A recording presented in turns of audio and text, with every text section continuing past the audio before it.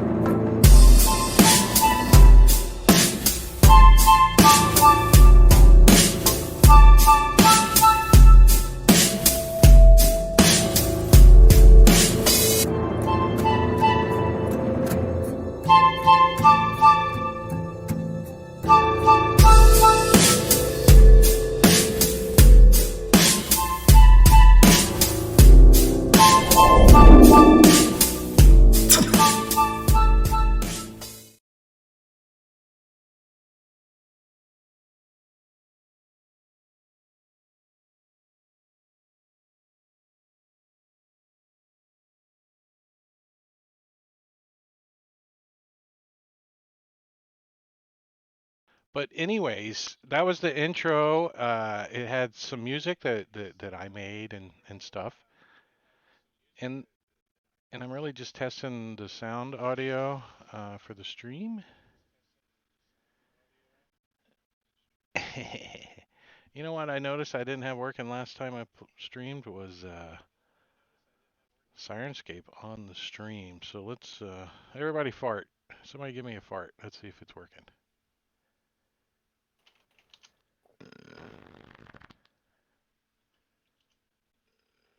Ah, I got an echo. Nice. I guess it's working. All right, so welcome to Drake Takes. This is session one, so you haven't missed anything up until this point. If you haven't missed a damn thing, but we're on session one, and today is Tuesday, January 5th, and we are playing Princes of the Apocalypse. A lot of people, I don't say a lot of people, but I've read that some people think that this module is a little too sandboxy. It's too sandboxy. And they actually came out with this whole, what's it called, where you got to go that way, and then go that way, and then go down and go over, like the whole spreadsheet kind of thing. It's got a term. Flowchart. Flowchart. That's it. Uh, Inspiration for you, and since you get inspiration, everybody else gets inspiration because you start off with inspiration. But you got to remind us. Yeah, a flow chart that says you should go here and go there and do do do do. But you know what we're gonna do? We're gonna scratch all that, and you guys, the players, get to decide or have your characters decide what's going on. So I'm just gonna lay it all out there. Everybody say hi to the stream. Hi, stream. Hi to the stream. Stream. Um, Hola. I need to fix El Finster's El Camerino. So give me El Secono. But while we're doing that, why don't each of you introduce yourself and then give us a general rundown of your character, just a brief description uh, and physical look of your character, so when everybody gets together, we won't have to do that, right? You'll be like, oh, that's that guy. So we'll start right there on the far left with Jangalang, uh, Caesar playing Jangalang. And if you Oh, I get to notice start, huh? on the stream, you are alphabetized from left to right by character name. So the stream overlay kit, which I need to update, let me do that right now, goes by how you guys are in the combat tracker, the pro stream software. So it should, as soon as it kicks in, update your hit points and all that stuff to the value that's in the combat tracker. So we got Jangalang with 9, Lumina with 11, Pinch with 8, Salia with 14, and Varil with 9. So there is a possibility I mix you two guys up since you both have 9 hit points, but I'm just saying there is that possibility. I don't know if it's true. But go ahead, Caesar, introduce your character for us, please, sir. All right, Jengalang is a very young elf, um, and he is a bard. He was orphaned and raised in Red Larch by a foster father, I guess you could call him. And his name was, what was his name? Val. You call I'm him trying to find it. Ender. You call him Ender. Inder. That's right. Inder. Inder was like his Or foster father. Indy. Indy. Sorry, Indy. Yeah. Indy, and he works in his shop and does some things around town for him. And he's a young, what did I say? He was 17-year-old elf, so he's really young. Um, he's got bushy hair and he likes to play the violin a lot. Is it the violin or is it a And that's fiddle? Is it a fiddle? a fiddle. Fiddle. Jangalang Macadang Dang. That's his name. Changalang mac. It sounds like a cookie, doesn't it? It sounds like some kind of cookie. Jangalang Macadang Dang. All right, so very good, very good. Valtrex, tell us a little bit about Lumina. Is that the good? Are we gonna get that right? I don't have to say nystagmus all the time. Yeah, not anymore. I think Lumina's a little bit easier than Yeah. uh yeah, And I than don't get to Nystagmus, but screw it up like I did nystagmus. uh yeah, so I'm Valtrex. I'm playing Lumina. He is a Dusk Elf, actually, which, if you've played the Curse of Strahd module, you'll know what that is. If not, essentially, he is a Wood Elf, but with darker skin and darker hair, not dark like drow dark, just, healthily tanned, essentially. He does not know that he is a Dusk Elf, however. He was found in the woods and raised by his foster father, who Matakure is playing and will introduce himself in a few minutes. And he was found along with his brother, who will be played by Sven. So I'll let those guys introduce their characters. But Lumina is a ranger, and he likes to stick to the shadows. Doesn't like to say a lot either. Yeah, we'll see how he evolves as the campaign goes along. Very nice. So what's up, Murder Hobo Show? What's happening? What's up, princesses of the apocalypse? He says. And he broke it The out in chat. apocalypse. Yeah, the old apocalypse there. Excellent. So moving on down the chain here, we got Marbanya playing Pinch. I'm curious to hear how he got his name, but go ahead, Marbanya. Tell us a little bit about Pinch.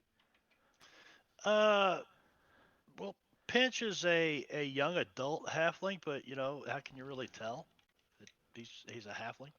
The His name is. size of the hair on their feet, I think, is like Oh, is that tree what okay? rings. It's like tree rings. So Like, yeah, he's starting to get a couple of curls in the hair on his feet. That's good, Drake. I like I that, just man. made That's an that up too. inspiration point I for you. mean, totally just made that up. When you give me inspiration, when you give the DM inspiration, this is something I'm making up right now too. Everybody has to do a shot. Just saying, whatever you got. Oh, here we go.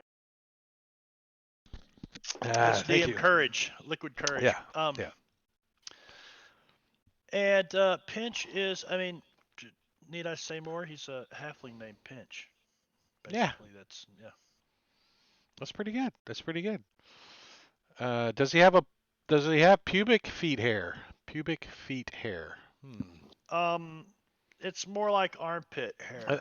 think it's more like the aged balding spot, like the swirl going on, right? Yeah, I don't. It's been a while since I've had to worry about things like hair, so I really don't. I haven't thought about his hair much. I don't think about hair much these days. Well, I ran out of direction. Oh, Sven, tell us a little bit about Salia, Sila. You go ahead and give us that. So Ugh. he was named by his foster father, and he has since always introduced himself as Soleil, as in he likes to slay things. Olay, Um, Soleil, Soleil, Soleil. I'll remember it that way. but his dad and his brother still call him Sela. Um, and I am a half elf, and I am, to steal Valtrex's joke, human on the bottom, elf on top. And we grew up in the forest. I did not like being in the forest, and so as soon as I could, I took off, went into the city, Sid Dixon. became a Harper. Didn't like being in the city. Didn't like being a Harper. I'm just one of those people that just pretty much don't like anything. No matter where I am, where I was before is better, or where I'm going to be is going to be better. So I came back, found my brother, got him involved in the Harpers, came back, and now we just uh, harass our father, who is not a Harper. He's in the much uh, Cooler. we are in the much better It's enclave Harpers, whereas he is in the much worse enclave. So that is Slay. Right now, I guess we're in the city waiting for our father to arrive. we'll get to that in just a second, because my last campaign I started, I had all the players manacled to the bottom of a ship that's crashing against a reef. So you never know with me how you're going to start off. You don't always start off in a tavern. But we've got one more character introduction, which is the pappy or the uncle or the 300-year-old. What's your guy? Who's your guy, Matakiri? Yeah, so I'm Matekure, and I am playing Vayril. And Vayril is a middle-aged wood elf hippie druid. He likes spending time out in the woods, smoking and looking at the stars and relaxing. Always carries a staff around with him, has a pipe attached and built into the staff, so he can always have a pipe pulled out. Um, and he's always ready to go. He also has a strange penchant for picking up children in the woods for some reason. Does he have a van? Does he have a van? Yeah, I'm just- A white van. he would if vans existed. He would. He has a wagon shaped like a van. Free Um, got the candy. it's got the Yeah. Ford, By the the river. flat Ford 300 grill on it from the 70s. Yep. Um, so most recently he picked up these two young elves who are highly ungrateful for all of his deep, profound wisdom and teaching that he's tried to raise them up to be, solid members of society and introduce them into the ways of herbology. But he also has other children that he has fostered over the years that, for some reason, fate or the stars or whatever keep throwing at him. So he's always on the lookout for another kid and for another good smoke. Another good roll up, another good one. So that is who we're starting off with. We have Varel. Here's the image of him for you guys. He's got tattoos, some tattoos on him, and then his one Is of that his symbol significant on his amulet? uh. That's very nice of you to notice my artwork down there. Looks like a red river of blood. It's actually the goddess Mistra, I do believe. Is it not? It could be. Yeah. Who's your deity? Yeah, deity would be Mistra. Oh, there you go. Look how Yeah, handy deity the should be DM. Mistra. He's the DM's already on Nice. it. What the hell kind of DM is this? I didn't recognize the symbol, but yeah. You like how I drew it in there? been worshiping for 300 years, don't recognize their symbol. What the hell kind of follower is that? Well, Oh yeah, he only recognizes it in the she's very morning forgiving. after a few tokes off of his Right. It only makes staff. sense if I'm in the right frame of mind. So there's Salia. How do you say it? Slay. Slay. Sheila. Like Slay. I think he carries a greatsword though. This was just some sword he picked up off some chode after he dropped his short sword, and somebody took a Chode. picture of him. And here's I love this art of Pinch. Pinch's got really good art too. I think it's look at him. Look at him. He's got like a cool pouch too. This is a nice cool pouch. It's like you could tell it's got value. It looks advanced. It's a nice pouch. And then we got Lumina. Lumina. Ew, oh. Creepy. Right? He's even got the raven. It's around him once in a while. You'll see a raven. And then of course, there's always the comedy pivotal point, and then we have Jangalang.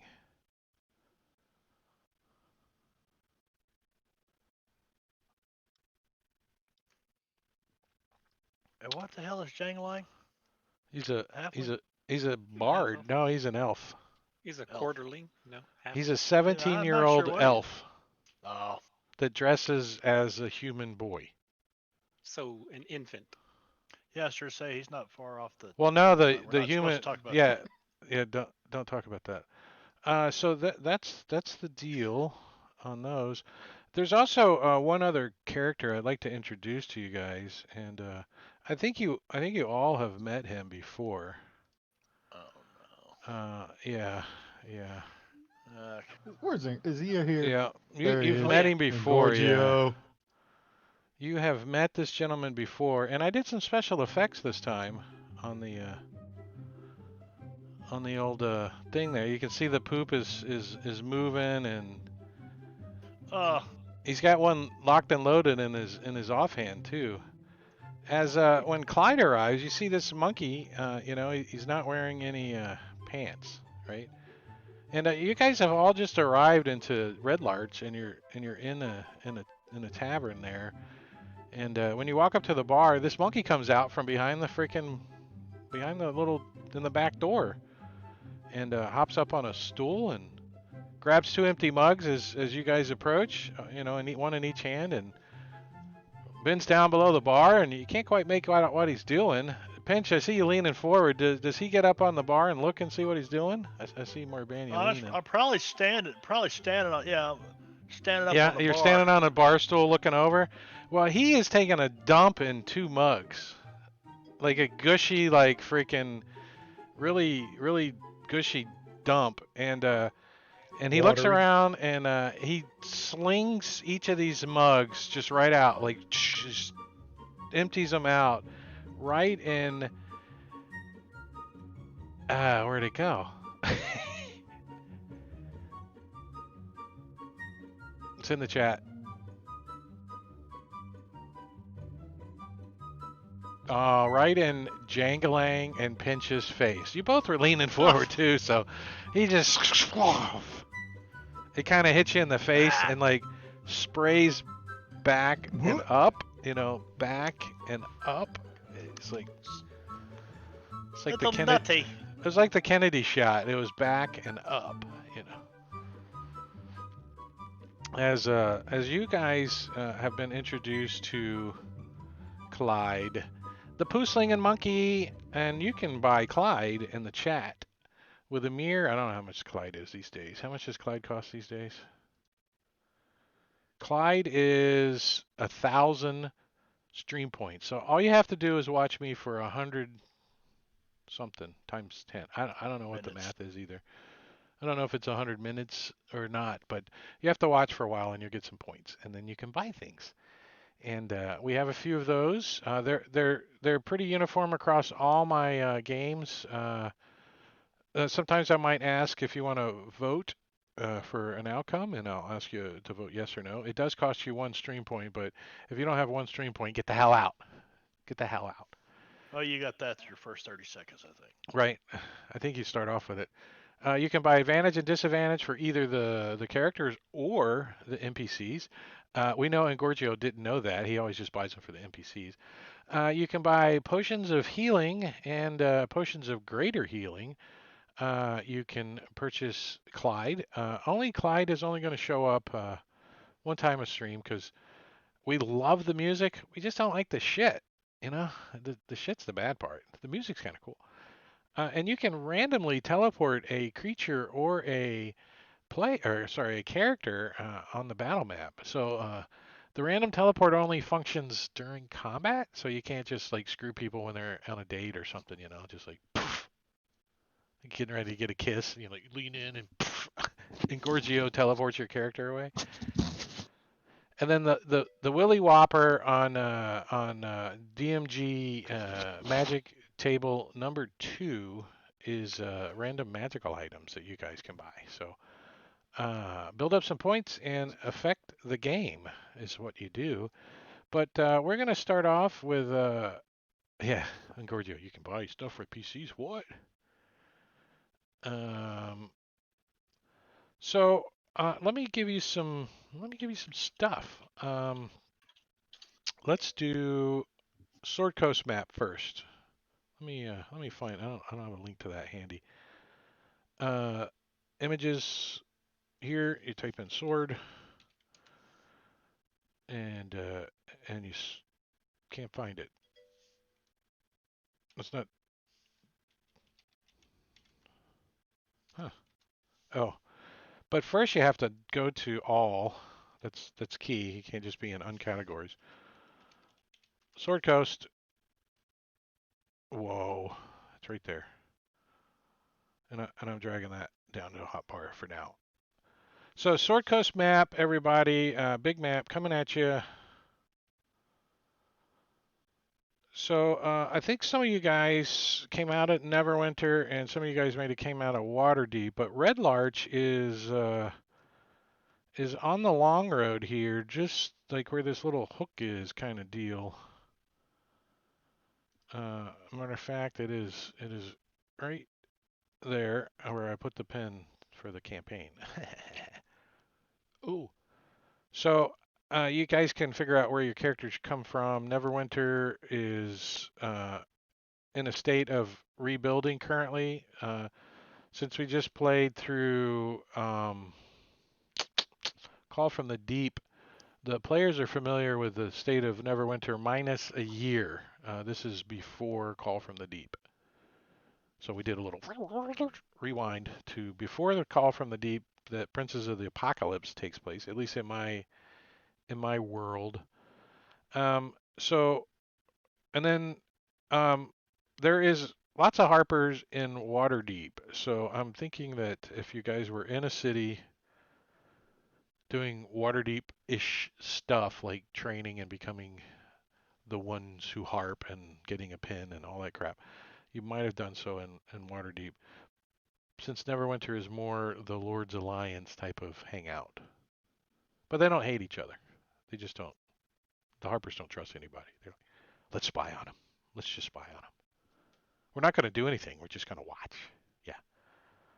If one of them does evil, we got to make sure the other one does good, or vice versa, right? Well, no, they're not neutral. They're not true neutral. They're more good. So if somebody does evil, then they do good, and if somebody does good, then they do good too. So the green is grassland. What is the lumpy areas like? The lumpy polyps. Yeah, bad acne. No, I don't know. I'm gonna give you a closer zoomed up map so we can really look at it. So this is the Desserin Valley. Desserin, tomato. I'm gonna call it Desserin Valley, and so yeah. So down here is Red Larch, just below the Somber Hills. The whole area is called the Desserin Valley, and it pretty much is it's pretty much a farming all around below the Sumber Hills. Lots of ranches, like cattle ranches and horse ranches, are very prevalent, and farming. But the majority of the like high value fruits and vegetables that really go to market and can bring money uh, tend to come out of the Golden Fields, which is a massive hippie enclave down there of druids and stuff. And three of you are very Great. familiar with the Golden Fields. Matter of fact, I would guesstimate that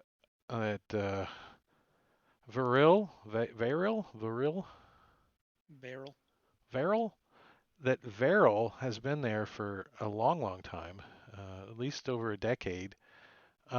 Because he had like his own little like house and little farmland and stuff, and he started growing stuff, and suddenly he got so good at it that he didn't want to do anything but grow weeds. I mean, grow vegetables and stuff, and and he started sharing these vegetables with the neighbors, right? The ones inside the walled compound.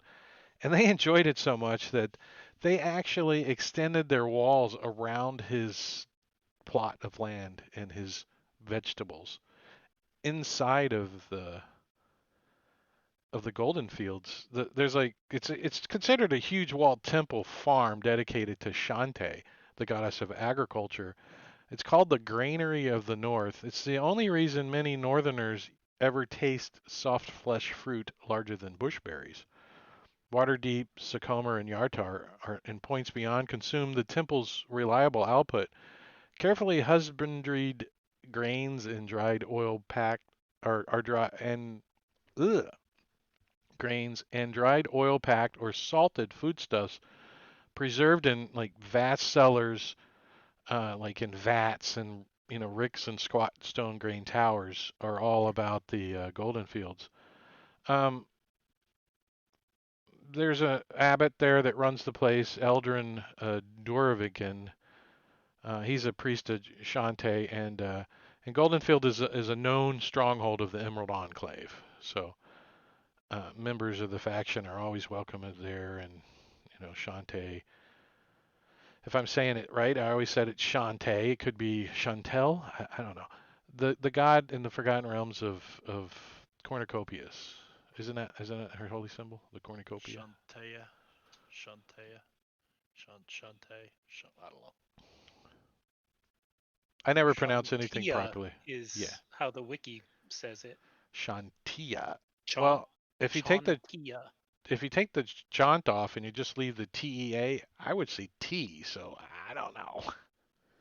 I guess when there's words in front of it, it's Tia. One thing you can count on, and I'm surprised. That's one main reason that the boys left home is no one at the Golden Fields ever leaves the place hungry. Never happens. So, you go away with biscuits and all kinds of stuff in your pockets. Uh, so two of you are getting close to home, but you decided that you didn't want to meet in the Golden Fields. You wanted to get El Hermit, El Uncle out of El Golden Fields because he never leaves the place. So you told him, you asked him to meet you in Red Larch and to discuss some evil doings going on in the area. And you've all those Harper agents have been given a note, if you guys remember. Let me see. Did I share that stuff with you? So this is the Harper's pen. After it's been worn a little while, it gets kind of beat up. But there's a nice little Harper's pen for you. So it's a crescent and a harp and a crescent moon with 4 stars around it. And you get the pen when you're a watcher, and even a couple of non-official people might have a pen. And in higher society, the Harper pen is actually kind of a like a decoration that people wear that symbolizes like a status, and they're not really a member of the Harpers. They just like the bumper sticker on the car. You know what I mean? So the Harpers have since come out with a permanent way to identify their official ones, and eventually you guys will get a tattoo.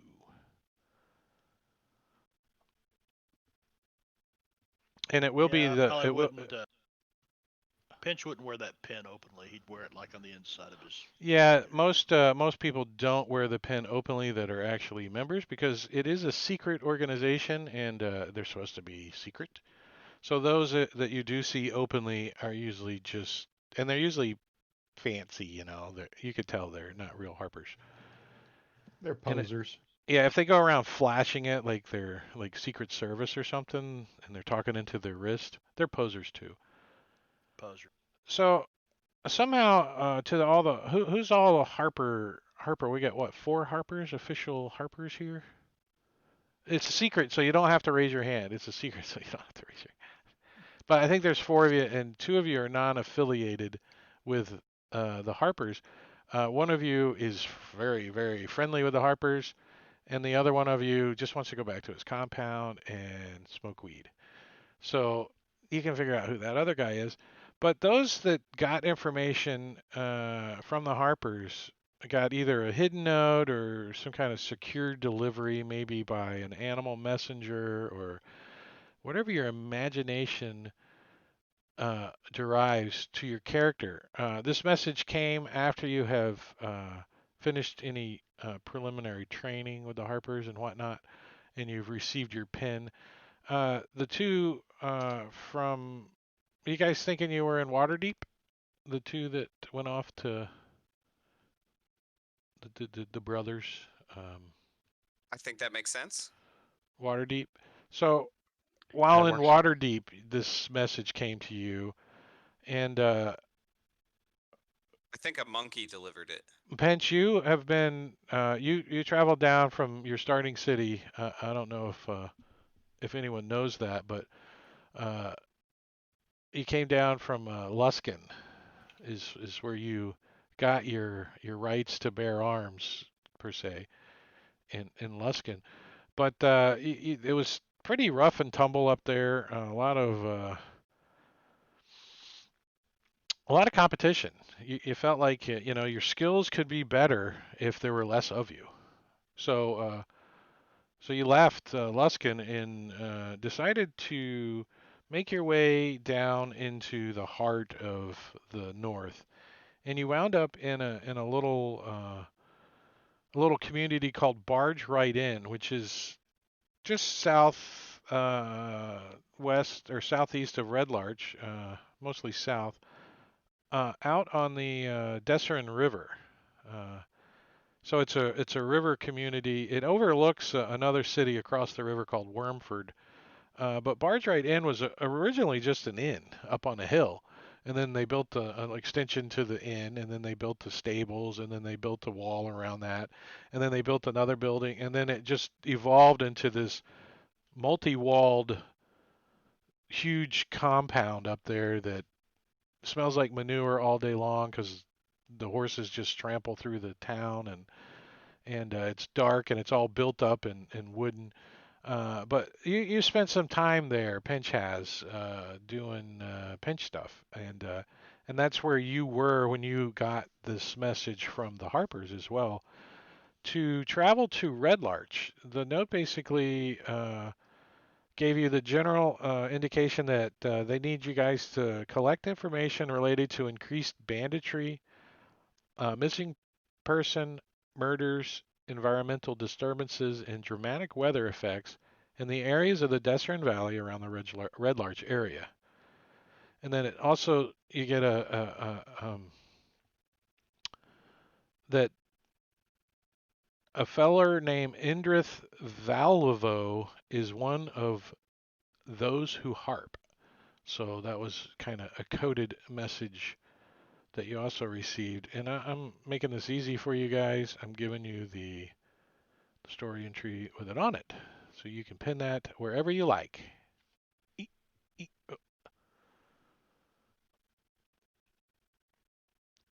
Now the Harpers, if you guys haven't known, I see Sven's already looking at the Harper code. I think you guys all have a copy of this, right? That's something you guys can pen and get to know it. Your characters, anyways. You don't have to know it. You can just read it. So Red Larch. Let's dive down into Red Larch. No, not that one. All right, I am going to share you the DM's map of Red Larch. Ooh, and you say, why the DM's map of Red Larch? Because it's numbered, and I like it numbered. It's nice. This is about the same quality than the player one. I don't see any difference. So I did the Red Larch thing for you, and so it's numbered, so you guys can get familiar with the town. Your characters should be spending some time here. Not to railroad you guys, but this is a central kind of hub area for a little while, anyways. And the town is it's right on the long road that comes out of Waterdeep. It's a main traveling route. So there's lots of caravans and banana peanut butter. Ooh, I didn't. That's what that tastes like now. You both get it as you come wandering into town. You're like, and that was banana peanut butter. Thanks to Murder Hobo. Not bad. Yeah. I never had banana peanut butter. I didn't know you can. I didn't know bananas had nuts. I just really didn't know. Chugging along on the plot train. Chugging along. Oh boy, wait, I got that. Do I have it handy? Yep.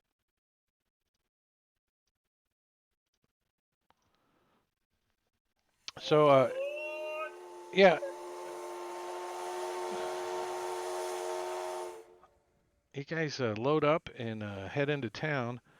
Um, in Waterdeep, in Red Larch, the long road travels through it. So I know the map shows it as like a dirt road, but it's really a compact kind of, not asphalt, but hard packed, and it really takes a lot of rain to get it, soupy, muddy and stuff. But it is not paved road here in Red Larch. It doesn't have pavers and stuff. But they try to keep it, fairly reasonable. Um, there's no road tax, so it's like Louisiana. This pothole central. No road tax out there. So Red Larch has been an important stop on the long road for 2 centuries now. It was originally named for a distinctive strand of red larch trees that were cut down when the hamlet was founded.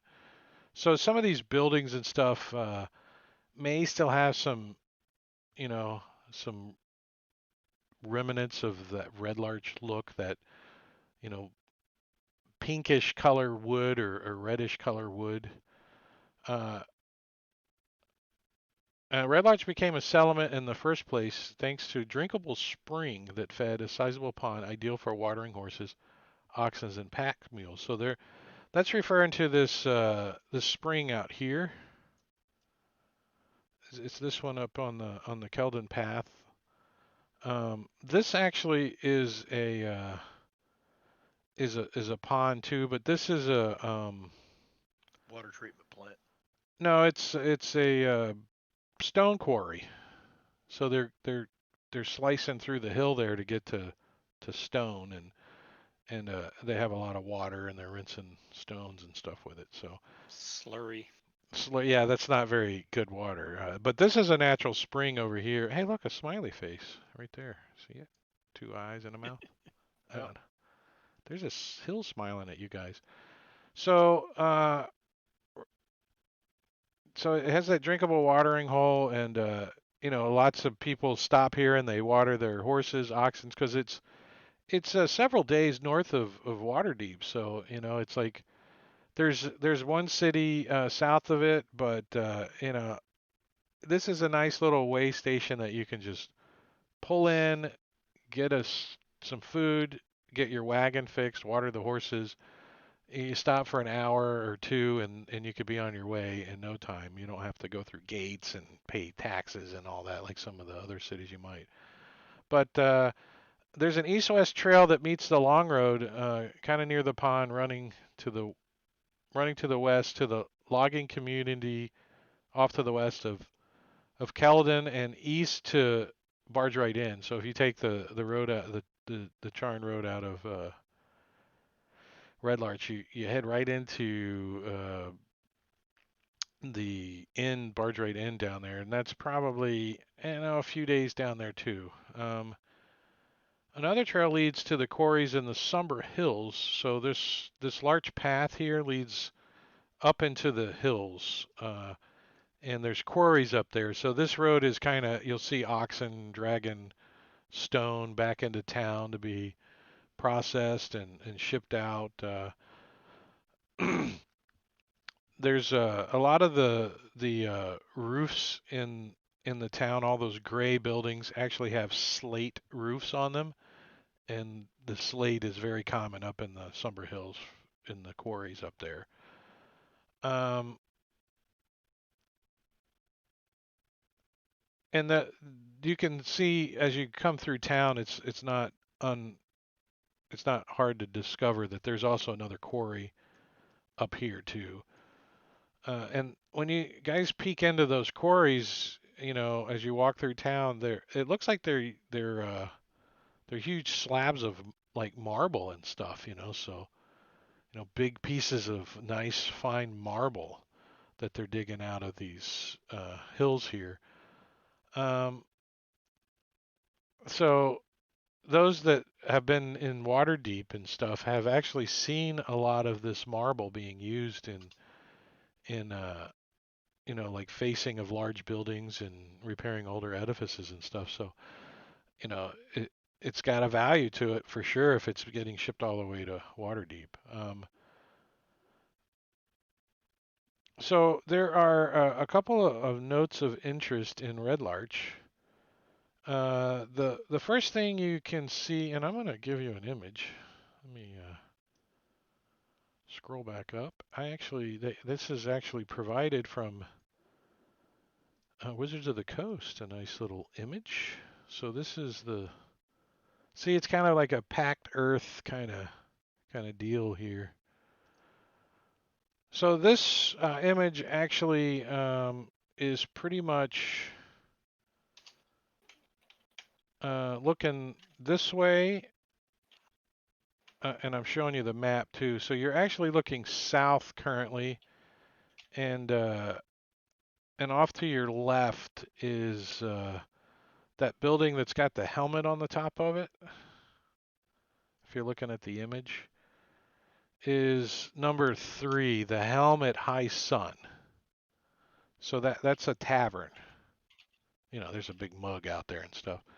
And then across the street is a place called the Swinging Sword, and that's an inn. And it looks nice. The inn looks well kept and nice. And you can see on the end of the inn there's stables here,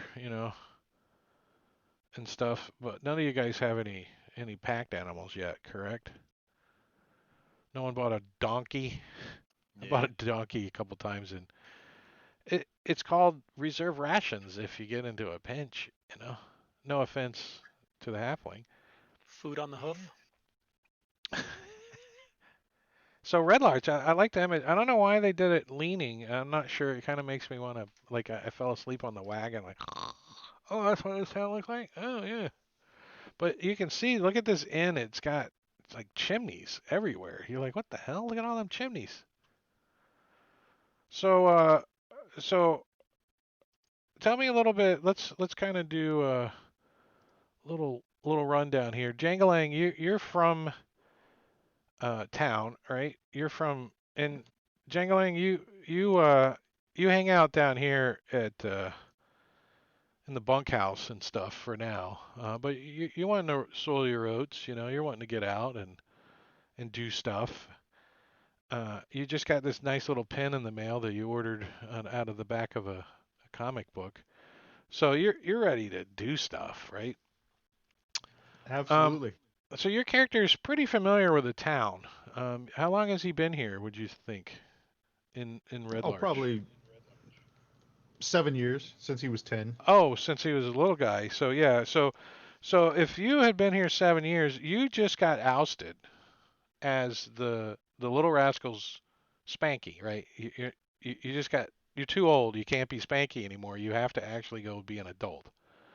So Right. some 12-year-old now is Spanky, and so you're on the outs of this Little Rascal gang of kids that live around Ender's. Ender's. It's Valvoline Sundries, which is it's a hoarder that put a sign up, you know, and he has a bunch of kids that are filling his stuff up, bringing stuff back. And so they were like wheeling wagon wheels in, and outside of the building is it's a bewildering profusion of doors, barrels, rotting old furniture, and like tools leaning up against the outside of the walls. I mean, it looks like a house. It doesn't look like a residence. It looks like a private home. It's got like bedroom windows and stuff. And then like this old faded sign on the front is like squeaking in the wind, Valvoline Sundries. It's all faded. You can make it out, but it's not very easy. And when you look, like you can see through in some of the windows and stuff, and when the lights are on, and you can see stuff they're stacked all the way up to the rafters, and boxes and everything inside. And there's kids all over the place. It looks like there's got to be 30 kids running around this property, and it's this whole section down here is what I'm talking about. Number 22 on the south end of town is uh is where Jangalang got his roots and stuff. And there's like bunkhouses and stuff for the kids, and so somehow so far we've got three foster kids in the party, maybe four. We don't know where Pinch grew up yet, but so Jangling, we'll come back to you in a second as we're gonna move into the brothers that have come in from Waterdeep. So you came in on the south end of town, and when you came in, you saw this house with all the kids in it. There's a tannery. There's like a KFC, you think maybe, or it's poultry. It's called Mandover's Poultry Image. It's like multiple buildings that have been built on top of and next to, and it started off with a double wide trailer, and then they added a room on it, and then they put a carport off to the side, and they put a garage on the back. So it's a little trailer trashy looking, and then there's a chicken coop out back, but it's you can go in. It's a store, like so you can peek in, and the interior looks like it's like a barn or an attic. It's like real high ceiling and with exposed beams and posts. And there's like pens with live chickens filling most of the corners, right? There's like crates with chicken stuffed in them. They're like, bark, bark, bark, bark, bark, Um, and then there's like rotisserie chicken on the spits cooking, and people making fried chicken and all kinds of stuff. Uh, and then number 12 is an office called Dornan's Finestone. It looks like a one of the offices for the quarry that's down that back area where the water is. 13 is Ironhead Arms. So this is a blacksmith in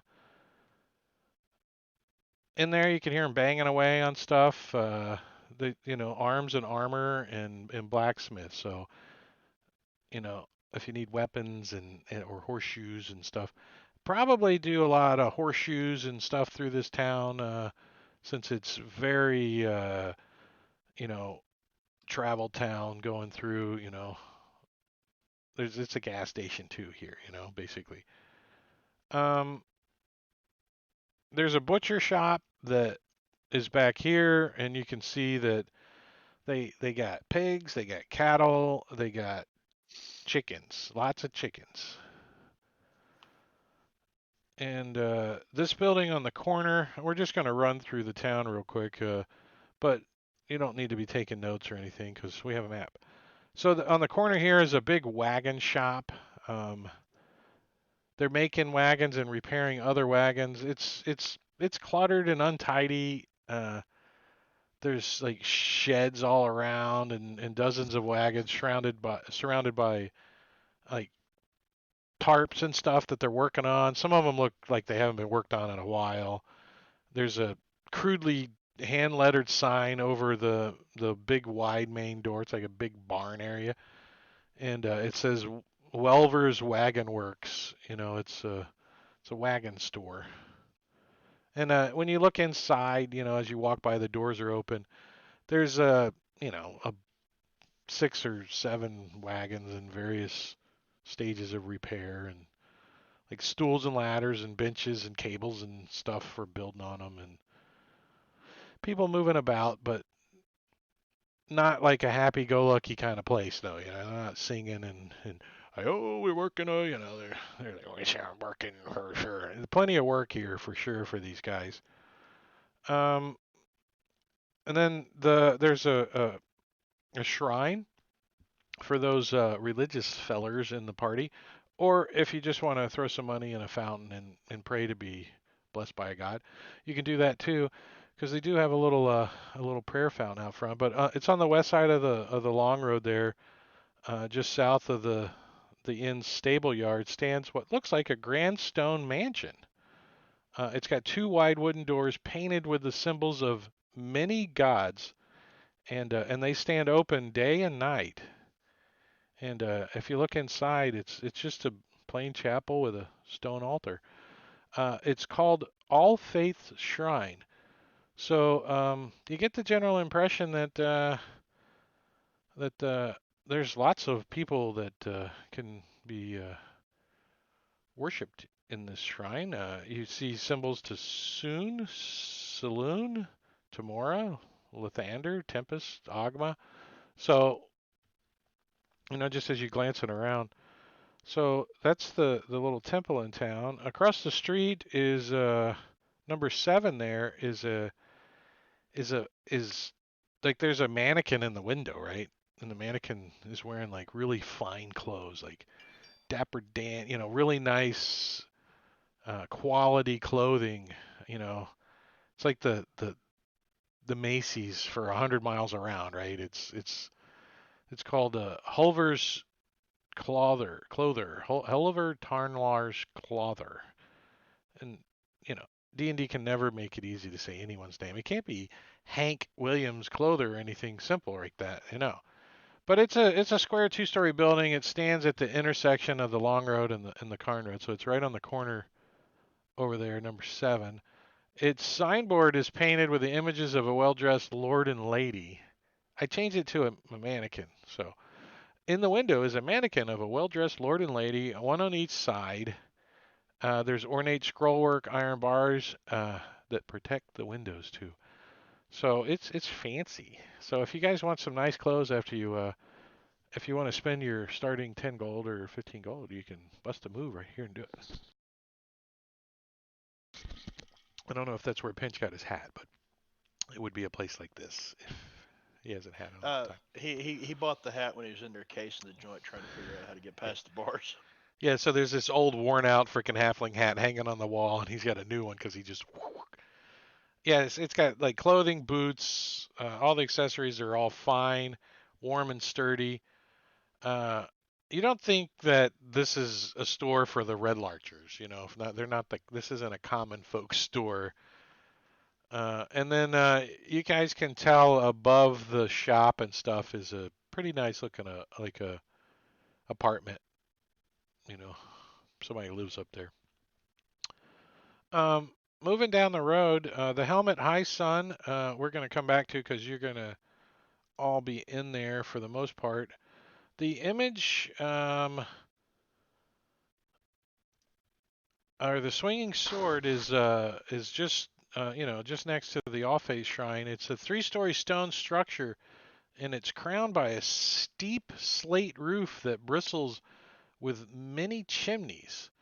A signboard juts out over the door, hanging from the chains. It's a 10-foot long carved wooden scimitar emblazoned with the inn's name in red paint on both sides.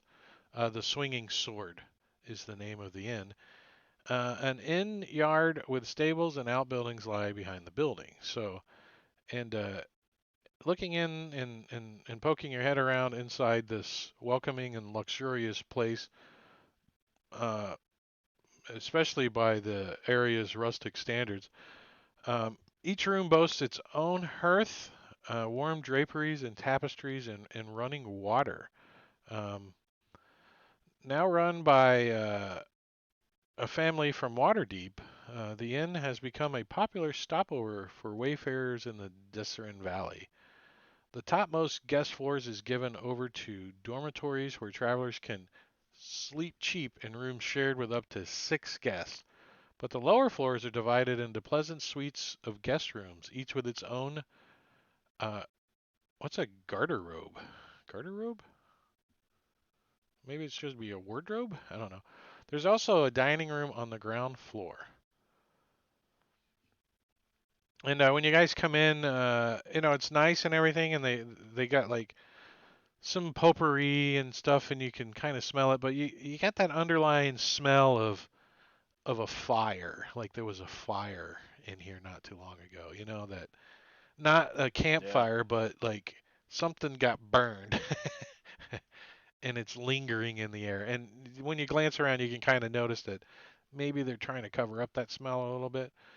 Um, so that's the Swinging Sword. And For reference, a garderobe is a toilet, oh, so a shitter. a privy. A shitter, huh? So do we need it? Do Oh, sorry. We don't have to. You said shit. Do I have to play it? Oh. So moving down the street next to the inn is another like tannery, but this isn't like, clothing and stuff. It's more saddles, yokes, and harnesses. So it's like a saddle store, and Okay. they do specialize in coats though. So uh, they do have like leather jackets, long coats, caps, and boots. So lots of leather products here. It's a tannery, but not for the big stuff, but for the nicer stuff. Uh, so it's a leather shop basically, and I do have a shop for that. Nice. Look at me. I made a shop for that using shops. Check it out. I want to share it. Look, I made a shop. Nice. I'm so DM preppy. I had like how many weeks to prep this? So Oh shit. so I mean I didn't like prep for 3 hours every Tuesday that we had off, but I did do some of it. So let me know if you guys want any of that stuff before you don't have any money, so you got to do stuff first. But at least you know what you can spend it on, right? And then even to that extent, not that anyone's probably interested, but there's a Hylia's Bath and Dresses. So number 15 down there, almost at the end of town, is a dress shop. They make dresses, but more importantly, it is a bathhouse with all the amenities that go along with a bathhouse. So they're like half barrels planted with, aromatic herbs and flowers flank the entrance of this building. And there's windows, the windows on either side are decorated with like flower-filled window boxes underneath with, you know, pretty flowers and bees buzzing around. And inside the place it has tidy rooms and that function. One side is a dressmaker shop and like a fitting room, and then the other side like has two sets of doors and they're bathing chambers that you can smell the pleasant smells and the warm dampness emanating from, the so when you look in, you've got the dress shop side and the fitting room and stuff over there. Thank you whoever put this image on Google. You're very nice. And then on the other side, there's a bathhouse going on. I don't see any nipples. I think we're good. Did you Photoshop those out? Yeah, I went in and I erased 3 pixels. Like, no. So an hour's worth of searching for 2 images. So you stare at them, bitches. No, but we'll come back to the dress. I don't, why I decorated the dress shop. I have no idea because there's 5 males in the party that definitely aren't going to be wearing dresses and probably aren't going to be at the bathhouse too much. So that's the bathhouse, and let's see what else is down there. There's a bakery, uh, Lauren's Bakery. This aromatic tidy buildings, ovens, and mixing bowls are in use night and day. The bakery has a hanging sign consisting of a carved and painted wooden round loaf, like a loaf of bread, but it's the size of like a wagon, a small cart. It's like a big ass sign. And the bakery always has fresh round loaves and buns for sale. Its specialty is cheese top buns with melted mushroom cheese from the cheeses from one of those outlying cattle farms, and it's good. Are the mushrooms Verils? They're Um, not. They didn't get them It's from the Dirty first stop I Sanchez, did they? always make when I come to town. to sell the mushrooms, or you just see them Sell the go in? mushrooms and then buy the buns with the cheesy mushroom toppings. Yeah, so they have the mushrooms vary depending on season and who imports them. So uh, they're so busy. There's no way that one druid that never gets this way can bring mushrooms. But he knows of the place, and they always buy his mushrooms. So he might bring in a nice bag of some specialty truffles or something, and get a decent price for them. So, matter of fact, why don't you give yourself a gold? Alrighty. I think you can make a gold selling some mushrooms. Sure. Shrooms. Shrooms. Actually, let's be fair about it. Roll me percentiles. If you get over 75%, I'm gonna let you roll a d10 for the gold. Alrighty. Nope. Nope, you get a gold. But it's D&D. You should always get a roll, right? Sounds good. Yeah. Wow, I really went to town on this clother shop. Must be something important in there. I don't know. I don't know. I'm closing some of this stuff up. What else is down here? At the end of town is another stonework place next to that quarry. What number is that? I don't have it zoomed in. Number 18. Yeah, that's another little stone office. You got the number 15's the dress. Number 8 is the bakery, and number 6 is the the dominatrix leather harness shop or whatever. Uh, Number 5 is another place for wagons. They're like 3 huge like barn, but sheds or big huge barns, and they're like in a triangle, and they're surrounded by sturdy wagons at all stages of assembly. Uh, it's full of busy woodworkers, and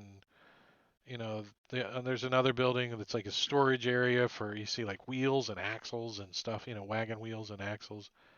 And then the third house, the one like right up front there, is like a showroom, and they got their wagons all like laid out inside the showroom like you would a car, and uh and they're nice wagons. These are sturdy,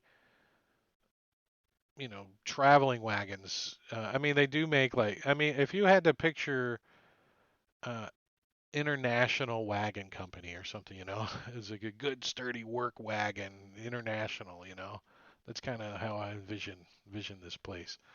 And then of course they've got some that have like, nice lining inside and full wood roofs and stuff, the whole shebang. It would be Cadillac. might be a good. Coaches, like a coach. Yeah, they do Yeah. sell coaches, but they do make good sturdy wagons too, like industrial Good. strength wagons too. So,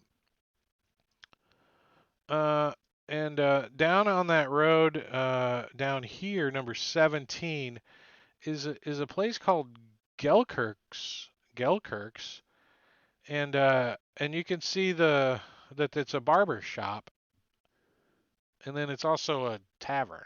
Like, huh? And you can see like the dirty, dingy, guys out there working in the marble quarry and stuff are all covered in dirt and dust, and they come and go in this place. A couple of them stagger out, as you're walking in. So it's a tavern, and then a couple of them come out and they got a nice haircut. It's also a barber. And when you look in, there's like it also looks like it might be a flea market or something. There's like tables with stuff with little stickers on it for how much they're selling it for, and it's all like used like flea markety stuff. Like you were gonna throw away this rusty dish drain, but you put $1 on it and you think someone's gonna buy it, and somebody ends up buying it. $1? I ain't use this for my chicken coop, or you never know. One man's trash is another man's treasure. But this guy doesn't. At least the tavern doesn't look like they're making a lot of money. Just saying. Number 3 was the Helmet High Sun. Number 4 back off the side road over here is a. Damn, you can't click on a pen when you have an arrow over the top of it.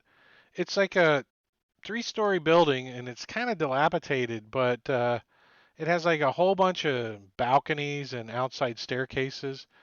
It says Mother Yolanta's boarding house, so it's a boarding house. You can yeah, it's run down, it's beat up, and this is where a lot of probably some of the local laborers come in and stay. When they're busy working on the mine or uh, they're not mines, they're quarries. So it's kind of seedy looking too, like not well kept, dark, and people looking all out the windows at you as you go by. But it looks like mostly workers and stuff would hang out there.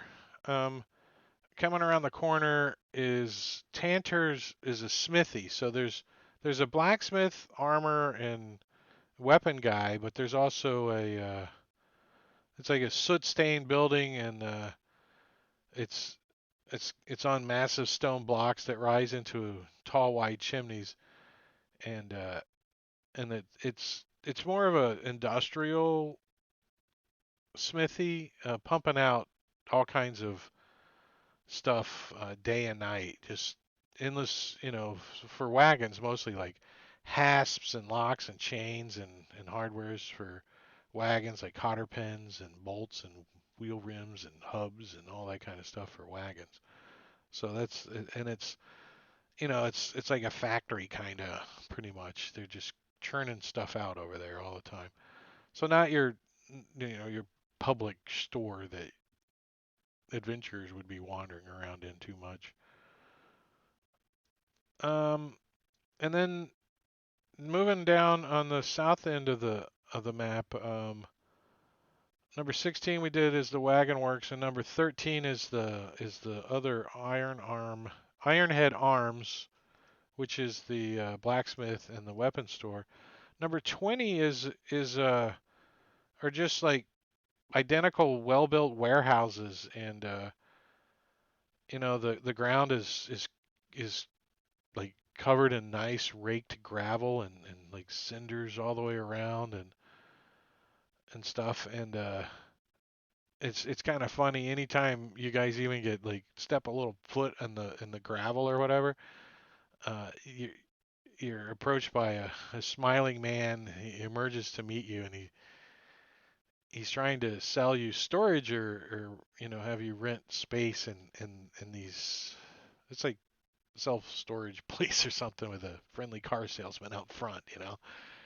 He's got flyers and stuff. You're not really interested because you're adventurers. We don't have no place to store nothing. But it's called Bethender's Storage. So it's big storage warehouses and stuff. And number 22 is Valvo Sundries, which we explained. But number 21 out here is actually it's muddy back here, and because it's so well used. The field, is like a ring field, and it has like outhouses and rings of stone that have obviously been used as cook fires or maybe trash burning sites many times in the past. And once a 10-day, every week basically in Forgotten Realms, a 10-day is considered a week. And I was proven wrong, so I make that point all the time. I was like, a week is 7 days. Well, apparently a week can be just a span from the beginning to the end. It could be 4 days or it could be 10. So, but once a week or once a 10-day, it's crowded with wagons from the nearby farm. So it's a farmer's market. It's like a big, huge farmer market. Every 10 days, they have a huge farmer's market. Things get sold and auctioned off, and you know, and farmers drive from homesteads miles and miles away to sell all manners of, you know, produce and mushroom cheese and cider and vinegar and pickled beets and all kinds of stuff gets sold here. Uh, and there's wandering around that kind of tends to the place when no one's there is a kind of dim-witted half-orc. He's kind of the town simpleton. My name is Grund. He's Grund, and he's dim-witted, happy kind of sort of guy. But he has a little shop here that he keeps set up all the time, and it's pickles. He sells pickles. He's got different flavors of pickles, and these are sweet pickles, and these are spicy pickle. He'd be glad to sell you some pickles. Uh, I think I even got I got an image of Grun since he's you get some pickles from me, and he kind of tends to the grounds a little bit, during the week. He keeps it clean and uses like a dry rag to wipe off a table. Doesn't do a good job, just like smears the stuff. And that's pretty much Red Larch. So I'm assuming at some point you guys are going to end up with a room at the inn. Well, let's see. What are we starting off? So today is it's the third day of Myrtle. Let's look at the calendar. Let's bring open the calendar. So Myrtle is 7th month. So we're moving into the end of summer. Green grass was, I guess, spring. So what are we into early summer? Up north, I guess New England, kind of, if we had to say United States or New Englandy area north of Waterdeep, New York, Pennsylvania, kind of temperature in the in the summertime. So it's probably kind of warm and get it kind of cool at night. Um, it's a couple of things I want to discuss that I want to try to remember to do here. During combat, what we're gonna try to do is I have a 1 minute timer, and we're gonna try to start that timer. And during that 1 minute, you need to declare your character's actions, all right, for the turn, for the round. Um, of course, there's some ambiguity in declaration because if this depends on if that, you know. But declare that, I'm gonna move up, I'm gonna attack this guy. If I kill him, then I'm gonna move over there and attack that guy, you know. Or I'm gonna move over here and So we're just trying to get your declared actions off, and be specific with that action. Uh, Lumina's gonna cast magic missile and I can follow along as well. When you declare your action, I can click on because your character sheet's going to pop up in my face automatically. Thank you very much, Matakiri. I really appreciate that extension. It's awesome. So anytime a NPC or a character turn pops up in the combat tracker, it opens their character sheet, and I have it set for a certain size and a certain location on my table. So it just roll, and then when that turn passes, it closes. So they just pop up. I can look, click on the tabs or whatever. It's beautiful. I love it. It speeds up combat a little bit, but knowing that you're going to cast, reduce, and you've never cast it before, gives me enough time to click on it, maybe glance at it as you're getting through it. So the minute timer, we're going to try to use and see how it goes. Just declare your action. If your turn takes 5 minutes because you got hasted and we got to find this spell and we got to figure out what the hell. It's not like 3.5 where somebody says I grapple him and you're like, oh god, and you got to get out like 4 books to figure out what grapple does. But there are things in 5e that we're like, huh? I want to sunder his armor. Can you do that in 5e? I mean, there might be rules, something weird. So we're going to try the 1 minute timer, and we're also going to use sidekicks or hirelings or whatever you want to call them. I don't know the rules. I haven't researched the rules yet for sidekicks, but they're mostly in Tasha's, right? The newest book has a lot of sidekicks in it. And the reason I haven't done the research is I wanted to run by the players first because I don't want to just say here, you guys all have to have a sidekick. I want your input. Do you guys want to try I've got using? 4. I don't need. I've got 4 here Right, already. right. No, you can have more though. That's what I'm saying. They each could have a sidekick, so you could have 4 sidekicks and 4 sidekick assistants. So I Sounds like a know. pyramid scheme of sidekicks. Right. That's what I'm thinking, It's man. Amway It's going on. multi-level marketing. Let's get that straight. This is not a pyramid scheme. These are potential Harpers. This isn't D&D, it's Amway with dice. So let's research the sidekick rules and see if that's something. I don't know if there's a level requirement and all that jazz for it, but I think So it might be kind of sidekicks fun. are their own class.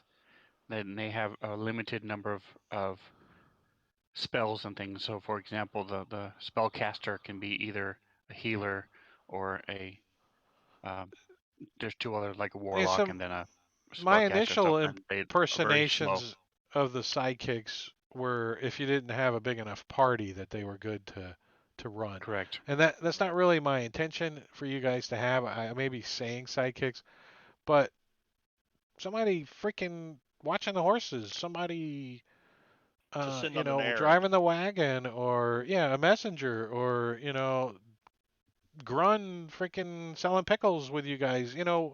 That type of NPC that you guys kind of control. And we can use the sidekick rules if it makes sense to use those. I don't know if there's hireling rules or not in 5e. I really haven't done any research.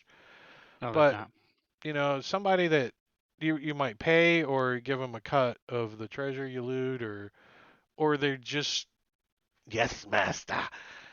I work for you. You fit to feed me. Whatever the case may be. But if don't be shy if you think your character would you know, end up with a hireling. I'm not going to force one onto you like, here's Pinch, or anything like that. Here's Pinch. You didn't get it. You didn't get it. In a pinch. In a pinch. So that is Red Larch. What do you guys think so far? Any questions on Red Larch? Any questions on your I'm just character? ready to go. When you let us loose, let me know. Let you loose. Oh yeah, I got you. And finally, let's do so you two come into town. Let's do the 2 brothers first. You two come into town. You see the layout, you see the town. It's probably let's see what time it is for you. It's it's actually late when you guys get into town. So it's almost the new day. So it's almost midnight when you guys get into Red Larch for the first time. Because you push through from Waterdeep, knowing that you could get into Red Larch. Now, has any of your characters, either one of your characters, been into Red Larch before? You pretty much. Yes, Slay has made this trip several times back and forth down to uh, where we lived and through up to Waterdeep. Um, and I wanted to use the safe haven feature. I would have a point of contact here within the city that would allow me to stay there. A Harper agent. You do. Um, The Harper agent that you know of is at number 22. His name is Valvalo, Edith Valvalo, and let me post his name for you, so because say crap weird. Copy C, copy V. Oh, I don't know why I did that. There you go. You mean the American Pickers like warehouse guys Yeah, down here with the yeah, kids his, running everywhere? Okay. yeah. The kids all call him Ender, um, and this is his fine gentleman here. Ender. Yay. That's his name. And you come in, so you like late at night, you like knock on the door when you come into town, or how's this playing out? It's late, the lights are all off. He's probably sleeping, and I want to sleep here. so we would have been hunting along the way.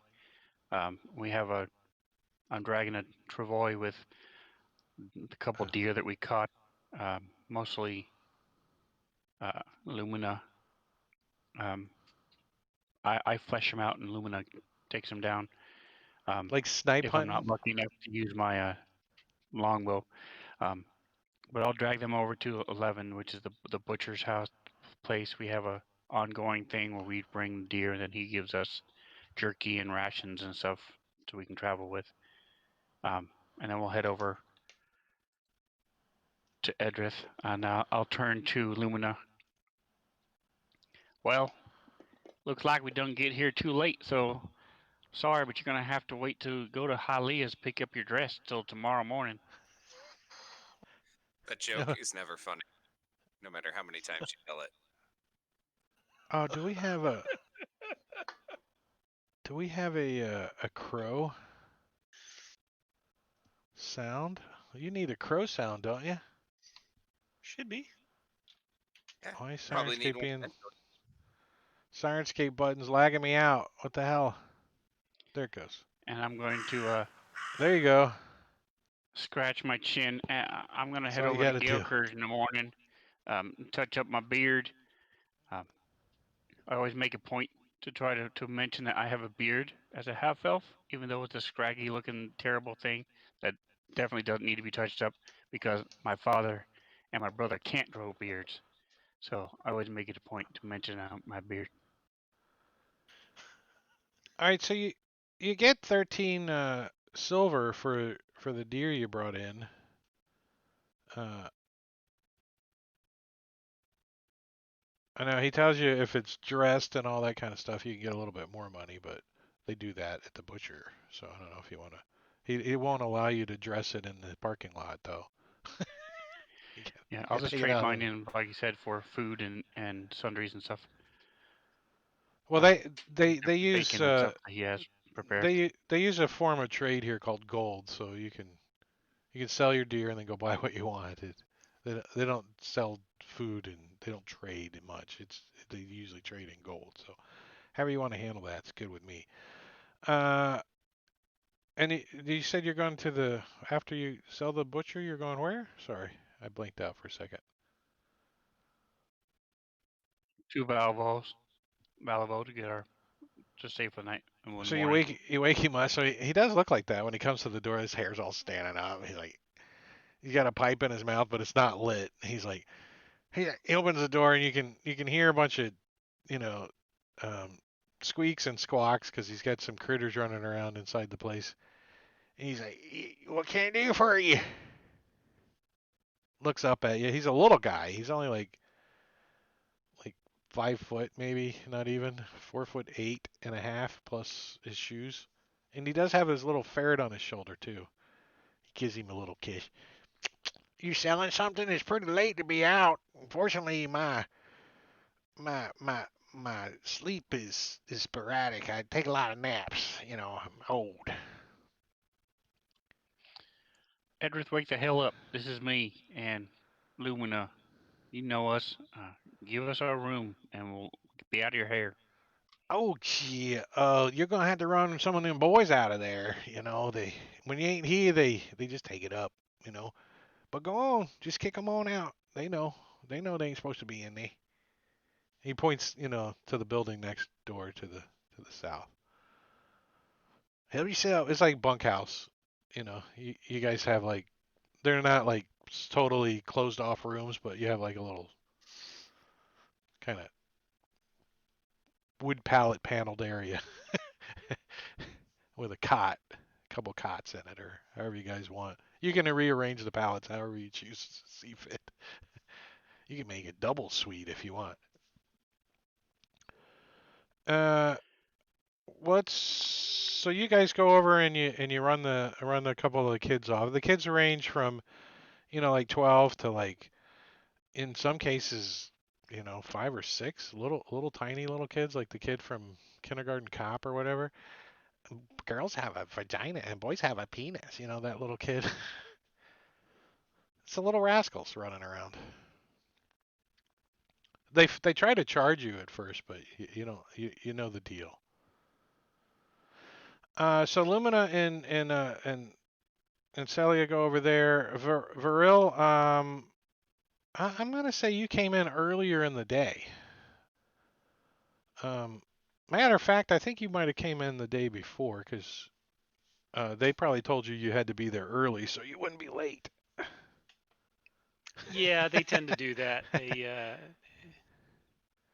like jerking my chain a little bit.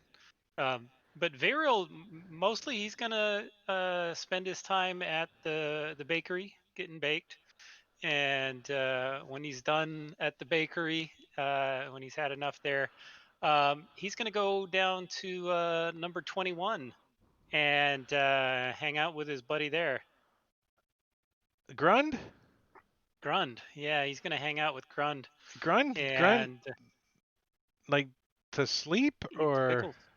Oh, he's gonna get some pickles 'cause he likes the dude, and then he's gonna want to camp out in the yard behind the the place.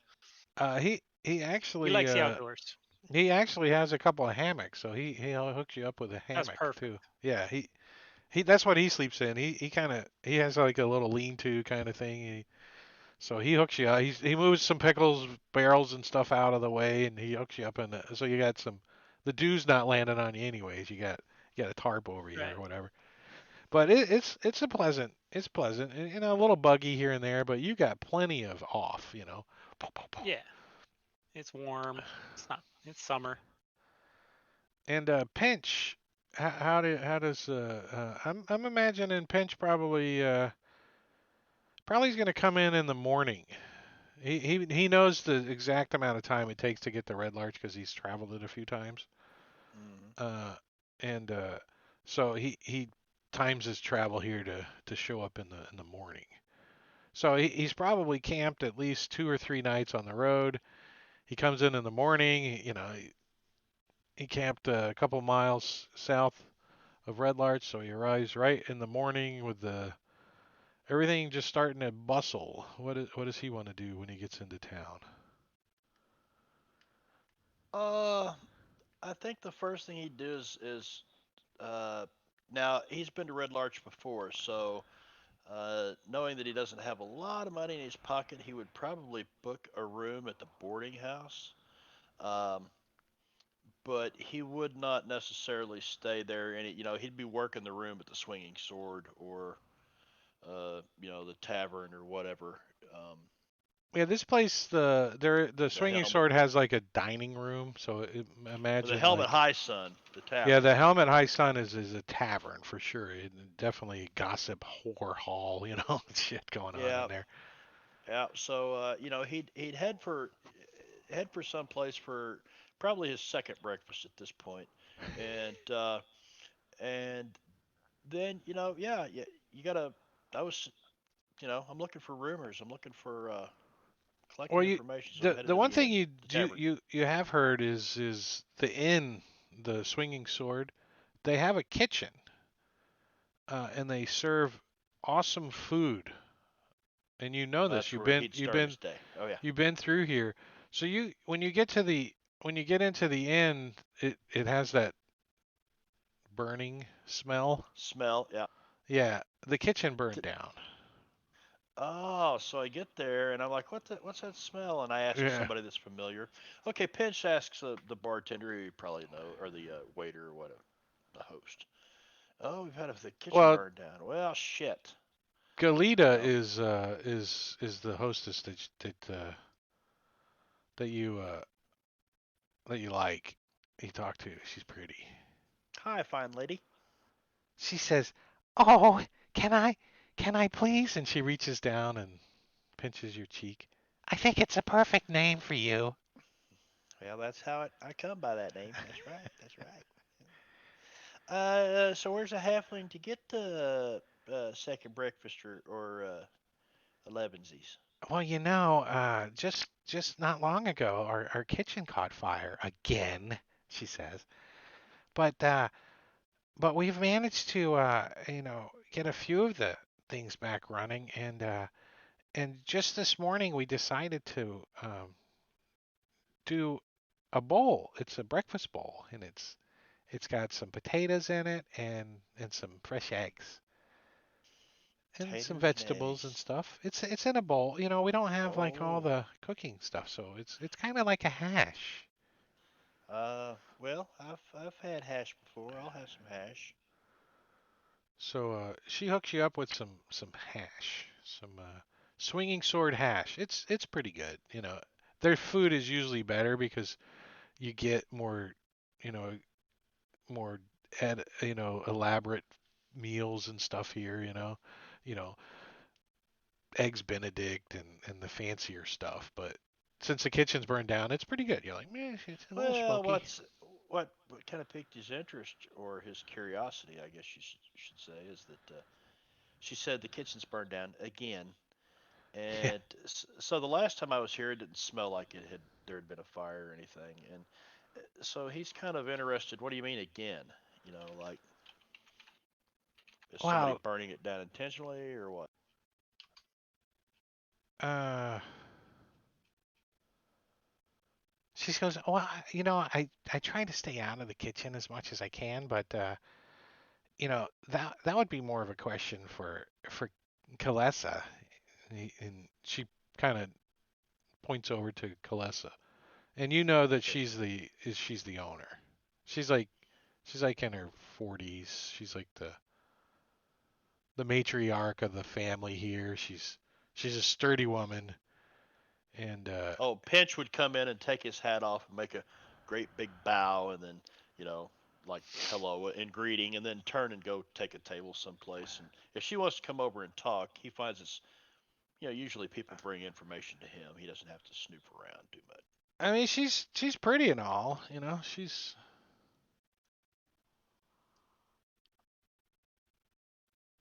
She's not bad looking, right? A little too tall for She's a Pinch. little too tall. Yeah, she's definitely tall for even a human. She's pretty tall. That's why you like Galita because she's short. She's only like 4'8" or something. You're like I can manage that. Yeah, I can smell her perfume too, where she Things takes line the up cheek. better. Things line up better. So I'm gonna imagine that let's throw the two brothers into the swinging sword this morning after you guys get out of your rickety your bunks need some work, right? Your your free room needs some work. The mattresses need to be stuffed a little more. So you wake up, you're like your back's hurting a little bit. So you're like, well, I know we get free room, but let's go check out the inn and see how much rooms are there just in case, or maybe they get some spare bedding we can get for our beds or Too many you're bed trying to bug bites this you morning. wake up in the morning and you're a little stiff. You felt like you slept on a fold out couch kind of feeling. It's probably a little loud there too, with all the kids running around all the time. Yeah. Yeah. the school bus, rush in the morning trying to get all the kids out of the. There's like 40 kids trying to get them dressed for school. So I'm gonna roll over and sort of just stand there, sit up a little bit, and say, "I'm gonna go back to sleep here. I'm gonna give a gold piece to Lumina. I'll buy if you fly. Go to that bakery there and bring back some treats for the kids and myself. Plus, while you're there, you can always stop by Hialeah's. I'm gonna lay back down and go back to sleep for a little bit longer." So, Jangalang, you've done your morning routine that you've done for the past couple of years, and you come out of you got a little this little this little building back here next to 22. If you look at the map again, it's not an outhouse. That's where you live.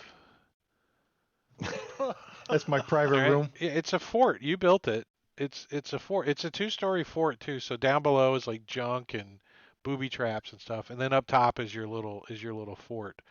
You know, it's got Cardboard. enough room for an end table, a bed, and a trunk up Just top like And it's there. got a little. This Peter Pan. I'm envisioning. It's got a little deck on top, like a sun deck on A top, where he lookout a goes out and lookout deck. Yeah. practices. Yeah, lookout deck. It's got a little railing around it and you've Does it have a painted it. little? Does it have a little flag on top? That it could. It could. What would his flag And look like? I think that's why Slay's so tired because Jangling was out on his deck late at night trying to practice this song, and it's a real soothing song, and people know it. It's the song of rest, but like halfway between, because he doesn't know it yet, he hits a really bad note, He's he, and it he's keeps people training towards awake. it. He's training towards it. Right, It's perfect. Forgot to tune his instrument. He's not second level yet, but he will be soon. right. He'll learn it sooner or later. That's very good, very good. Well, you noticed that grumblings from a couple of the older boys that they had to sleep outside half the night because visitors came, and so you got up a little earlier and you've been spying on these two visitors. So that would be their two characters, obviously. So you've noticed that they're here. You don't know who they are. You've seen them in town before, around Enders, but they weren't in town very long, and you didn't pay them no attention. So they're friends of Enders. You can assume for your character whatever you want, or ask Do I any notice this particular kid questions. spying on me? You notice lots of kids spying on you, so not in particularly this one kid. Fair enough. I mean, there's a lot of kids and kids stare. But you do notice an older kid, a little bit older than most of the other ones, but if you want to give me an So insight check, we can see if you notice anything odd about him. It'd be pretty high. He's been practicing his boy. Yeah, you don't know. You don't. Nothing in particular, anyways. Nope. I just ignore him and go about my Now, business. does Jangling say anything to him? I mean, he would notice that. no, what time? It's like early in the morning, right? Like Yeah, maybe 9, 10. What the time? the Lumina, the darker clothed one that has a crow messing around with him, is up early for some reason. I mean, Yeah, I when you think get up and get dressed, which is usually fairly early too, he's already up. So you don't even know if he went to sleep or not. Maybe he sleeps at night. You don't know. so. I think Jangling's gonna go in there and start rousing some kids and tell them they need to start getting to work and kicking over some cots and saying, "Get your lazy asses up and get out there and do what you're supposed to be doing." And he comes across these two and he So the kids are looks at whining us. back. You're not our boss anymore. Right. Eddie's our boss. You're not our boss anymore. You don't have to tell us. I'll And you tell him. just, I mean, you're the big kid here too, and so you get to get physical with these kids. But he's like Yeah, smack him around a little bit. he's like 4'8" or something. He's not very big. If he says, 17-year-old "Get out elf. there and get your shit," He's not even. a mature elf. The elves mature about 20 or so. So he's pubescent elf. Right. And he runs across Lumina and Slay, and he just looks at him and shakes his head and says, "Vagrants," and keeps moving along. Yeah, that's when Slay pulls the blanket back over his head and starts to snore again.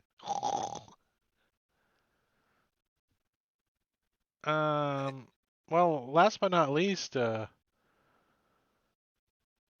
Pinch, you're having breakfast. You wake up. Yeah, I'm having You hash for breakfast. yeah. Matakuri, your character wakes up with a slight stomach ache this morning. Ate too much. Yeah, Pickles. Too like, many pickles. I mean, they were good, and you ate like 12 pickles. I mean, big, fat, juicy pickles. You like, ooh, and you were trying different ones and stuff. So you kind of got a pickle hangover. It's kind of what That's worth it. your stomach's a little queasy. And the first thing you're thinking is, where can I poop? You like, There's a tree. yeah, you actually you look across the you look across the the f- the fair, the farmers market, and you look like it looks like an outhouse over there. You're like, hey. Perfect. I'd do it. Like, so you get like a blob of parchment, and you're still in your you actually have sleeping slippers that you put on, Hmm. and I don't you don't wear them all the time though, right? Just asking. No, No, Just to you go poop. yeah. So just to go poop in you random start people's heading houses. across it. Grun's passed out still, and you come over here and so Jangling, you're in the inside and you're trying to rouse these kids up, and you see this guy outside jingling on your door, like your shed door that's down below. He's trying to figure out how to open it. He's like, sure, it's locked. Why is this? Is there anybody in here? He's knocking on. Are you Quit speaking in hogging the. common? Would you be speaking in common or Elven? Yeah, common. Common. Yeah, he looks like he's in sleeping clothes or something. He's got some newspaper under his arm, some parchment, like old fair flyers or something. You see him And out I the see him. window of the building that you're in. So I stick my head out the window and I yell at him. Yeah, like over here That's looking. that's my place. Get You live away in the So from shitter? there. so the what's the guy called in the bathroom? The valet? What do you call the attendant? The guy that has the gum and the cologne and That you give money to. Yeah. yeah, Yeah. yeah. Well, Dries your hands for you. Yeah. around here they're rich Haitians tend to. I mean, these guys got money. I mean, they drive a nice cars. They got like Cadillacs and stuff. They show up in, spread all their cologne out. Like, how much money you make a night? He's like, pretty good. Like every time I come in here to take a pee, I'm taking a piece of gum or something. I'll throw it away, but I got to get something out of it. So, so that guy is sticking his head out of a window, yelling that he'll be over there in a minute to help you out. Is what you All think, right. because I don't know if I can wait. If there's all I these may have to kids go running around around the back of the and building. there's noise. Go use the tree. Yeah, there's some. This looks like a good little spot here, right in the middle of these trees here. You see this spot too. You're like, hey. That's perfect. Find some So, bushes. so you finishing up your business, right? Everything went rather smoothly this morning, and you hear behind you, would you care to buy some storage? Like some footsteps on a gravel road. Like, crunch, crunch, Nah, crunch. I think I'm Mid good. I squat. Like think I've just the skinny unloaded all the guy, storage I need. Does peeking his head over the shrub there. does Oh, he I have hand it. Veril a flyer, and Yeah, Veril uses I it to have an wipe his image of. ass? That's exactly what I'll do. He's like, Hey, are thanks. you I brought my own, sure? but I'll use yours. Are you sure you couldn't use some storage? We sell by Um, the we sell small containers. He's trying to sell you something. yeah, I'm not really interested. I don't have a whole lot of shit. I left it all here on the ground for you. And for a moment, you really think for a second, and what comes to mind is, should I or shouldn't I throw this at him? And you decide that one Clyde a session is enough, and you leave your poopy, and you wander back over and get all your stuff. Yeah. So where are you If I going to see end the up? little kids around, I'm gonna hand out little brownie edibles that I've prepared Oh, to the kids, so they all love me. oh, Wow. your real brownie edibles, or like you took some of your stool with you? I don't. I'm They're trying they're to. they're good berries that I keep on Oh, hand. good. Okay, those kind of good. They're I got you. good berries They're good that I'll berries. hand Well, out. we're going to take a good 10-minute break, and so eventually we're going to have to put this team together somewhere. So I don't want to railroad you guys, It's but gonna it's have to going to be in happen. It's going to happen. Sven's character's bed or something. Yeah, yeah. But we're going to take a 10-minute break because I am parched. I need something to drink. But let me throw up a timer. Where's my mouse at? There it is. You got 4 monitors. You can lose that thing quickly.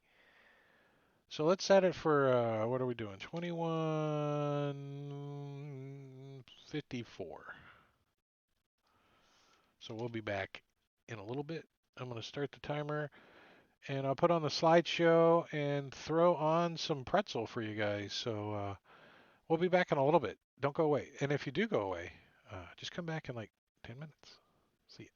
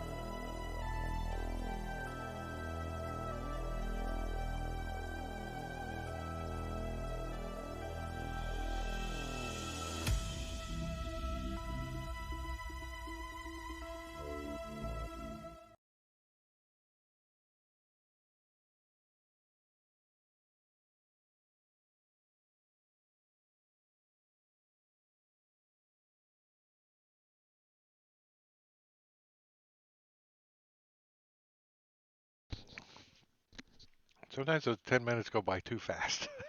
I'm like still eating. I think we all are. I definitely ran to the bathroom going, "Ooh, do I have time to do this?" Did you take newspaper with you? Took a storage flyer.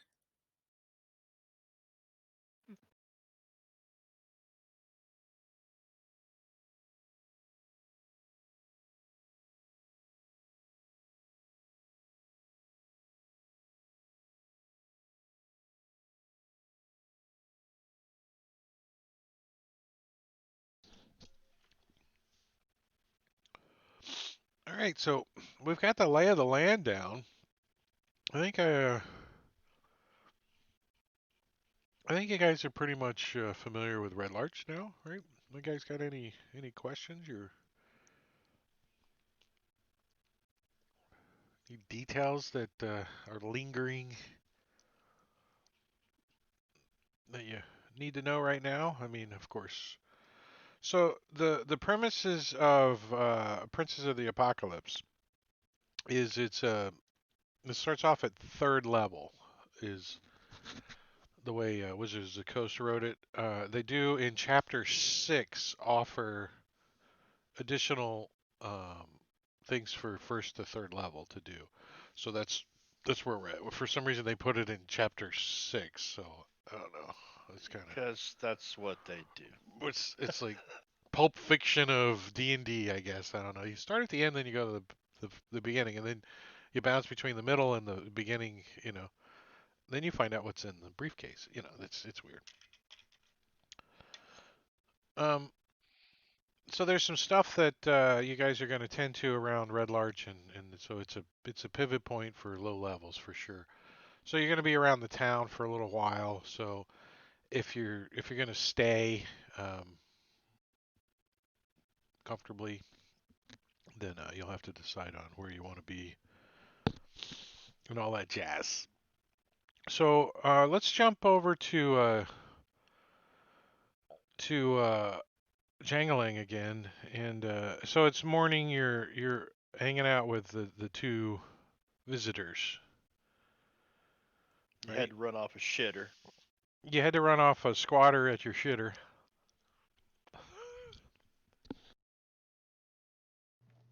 So Jengling's gonna just strike up some, you know, chit chat with them and ask them what are they doing here in Red Larch? What's their business?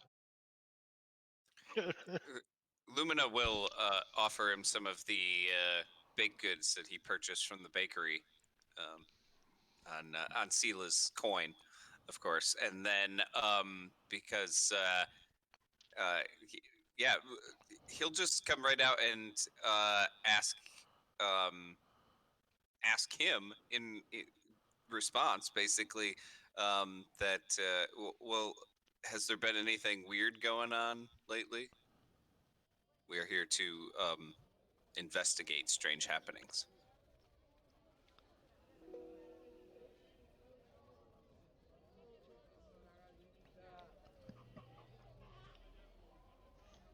So I guess you said there was some weird weather or something happening. Yeah, there's north of town. There's all kinds of lightning and stuff happening. Vibrations in the ground, tremors like light earthquake tremors, and ominous clouds and stuff moving around.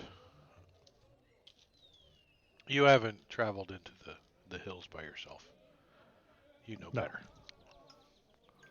but I can see it off in the distance. Yeah, yeah, north of town. Yep. So I'll explain the weird weather phenomenon happening. And are those the mushroom cheese hot rolls that you've got there? Yes, please help yourself. Well, I actually needed to go pick up some of those for Indy. Those are his favorite, the mushroom hot rolls. And then some of Miss Madavir's smoked chicken. That's what he likes for lunch. and I'll poke Sela and try to wake him up, and poke him a bit and say that this kid seems to know something. You should wake up and pay attention. So I'll reach out and grab a couple of the rolls.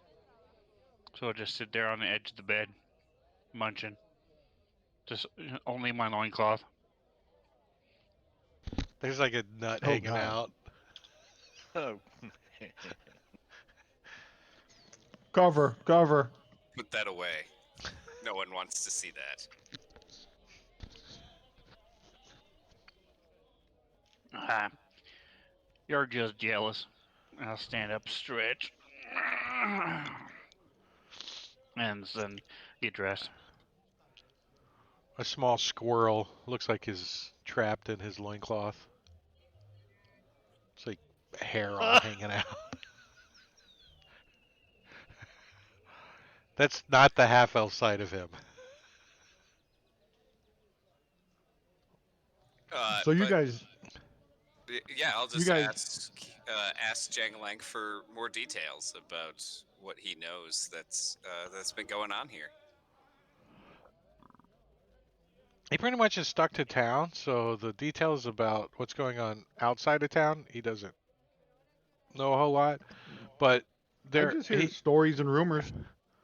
yeah, he's heard of a couple of people gone missing, like travelers that come through town that no one really knows have been reported missing, and and rumors of a couple of people that they think were murdered, and their bodies were never found too. So in Red Larch, but he hasn't found out anything on that. Their bodies were never found. How do you know they're murdered? But he does know the constable. There's like a not really a town speaker or a mayor or sheriff. They call him a constable, and he's got some guys that work with him, but he's like the the sheriff kind of guy in town. And his name is Harber. Harber, and he's like the closest thing to a jailer or court or whatever. But he keeps the peace, and he's got four. He calls them his trustees, and they work with him. They're assistant constables. But Harbuck is the boyfriend of the butcher where you took the meat, the deer to.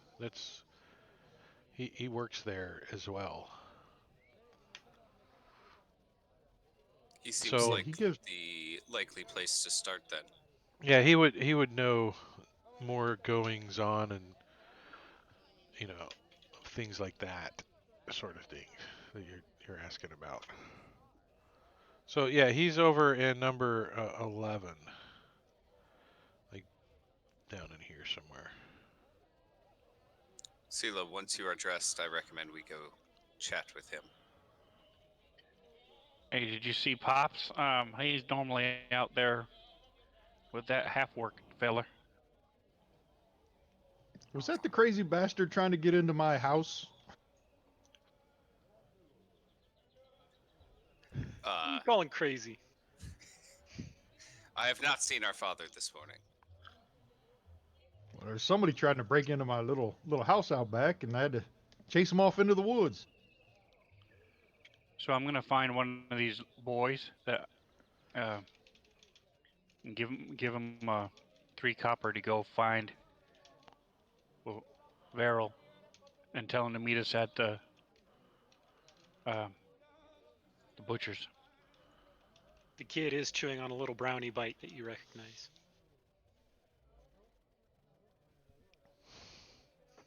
Yeah, the kids are all giggling and laughing and having a good old time.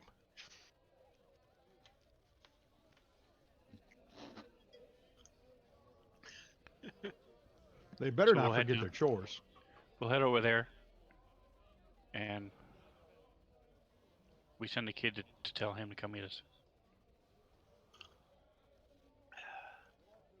I'll follow the kids and complain to them the whole way about how these ungrateful little bastards are making me run all over town searching for them.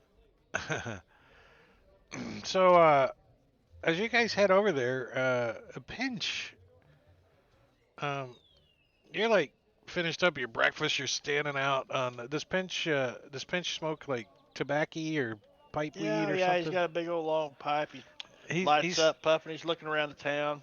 he's standing out on the front porch of the swinging sword, and he sees these four individuals go across the street, and they're chit chatting it up, and they got like a bunch of kids kind of wandering around them, the little kids of the neighborhood.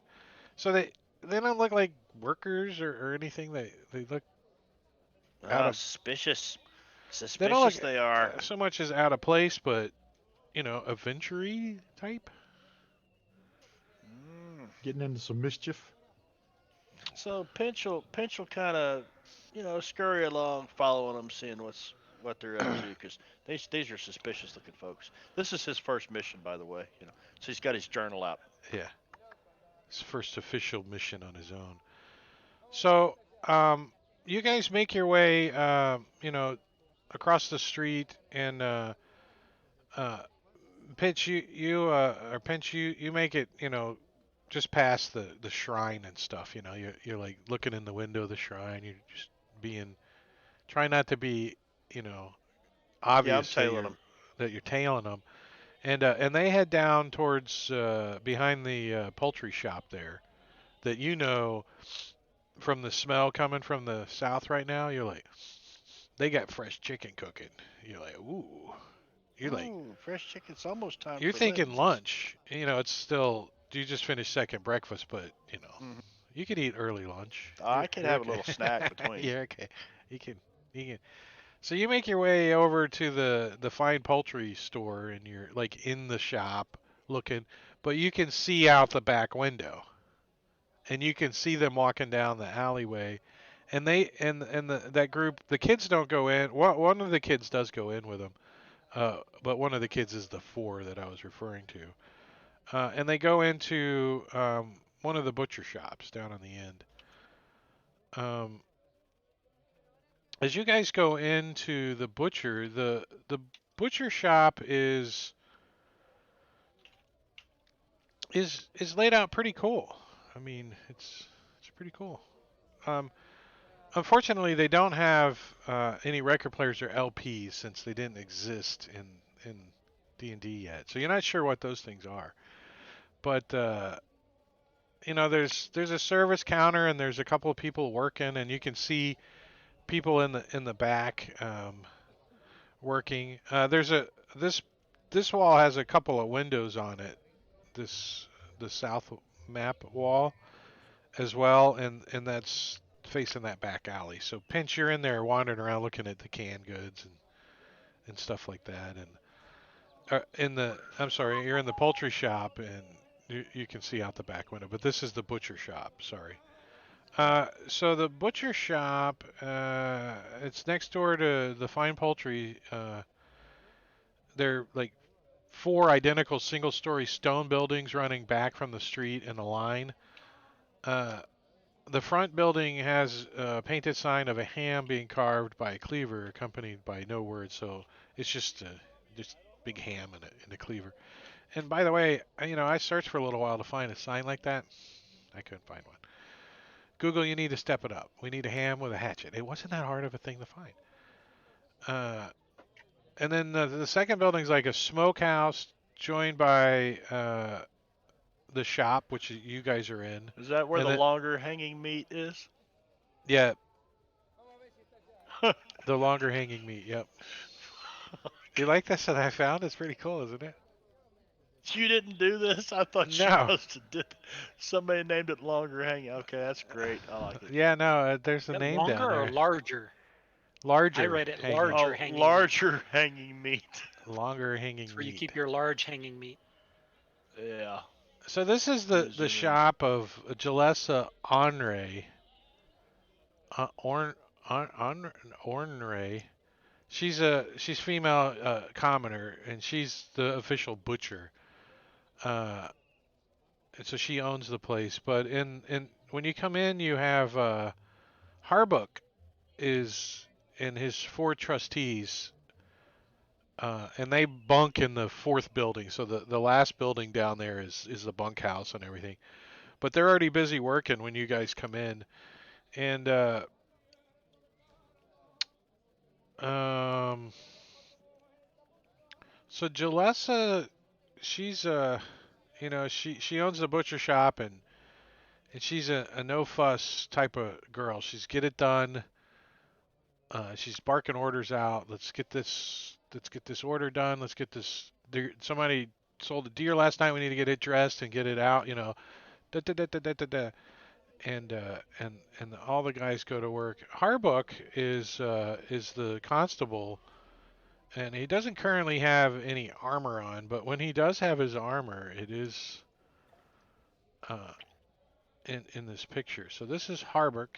He is the constable and one of the butchers that works in the butcher shop. So he's got some blood splattered on his face from butchering a deer and stuff. And then he has his group of assistant constables that are milling about too. And I just got a group of guys. These guys are all presumed innocent until proven guilty, by the way. And if this is you and you're watching the stream, please chime in because it would just make my day. That does look like Engorgio on the far right. Yeah, right.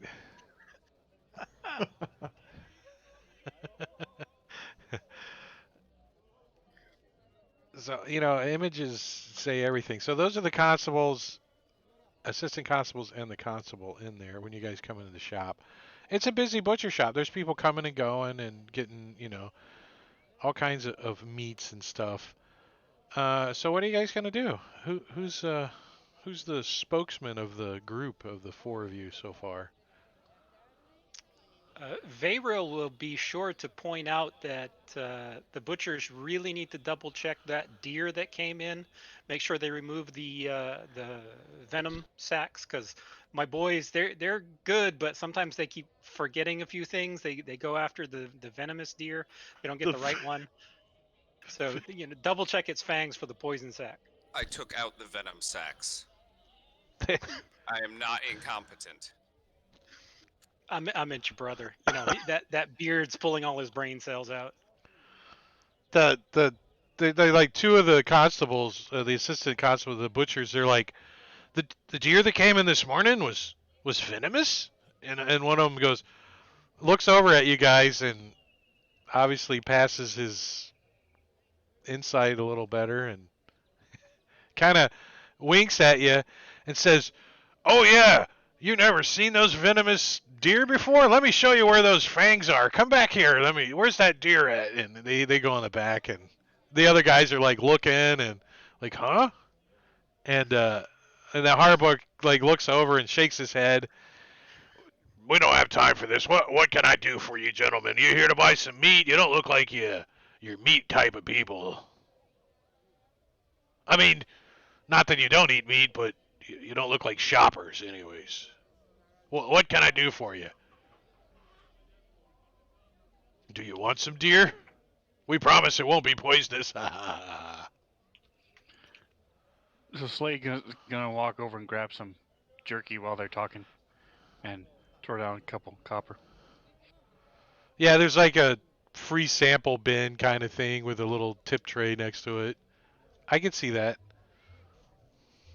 Not I'll just unlike take the tray with me. remember the and, bins at the carry the grocery tray around. store? Do you have the tip tray too? You're like, No, I'll throw a couple copper in the tip tray. they don't seem to mind. They're like, yeah, that's the bad meat that went bad. We just got it out dry in there. That's the offal they made the jerky out of.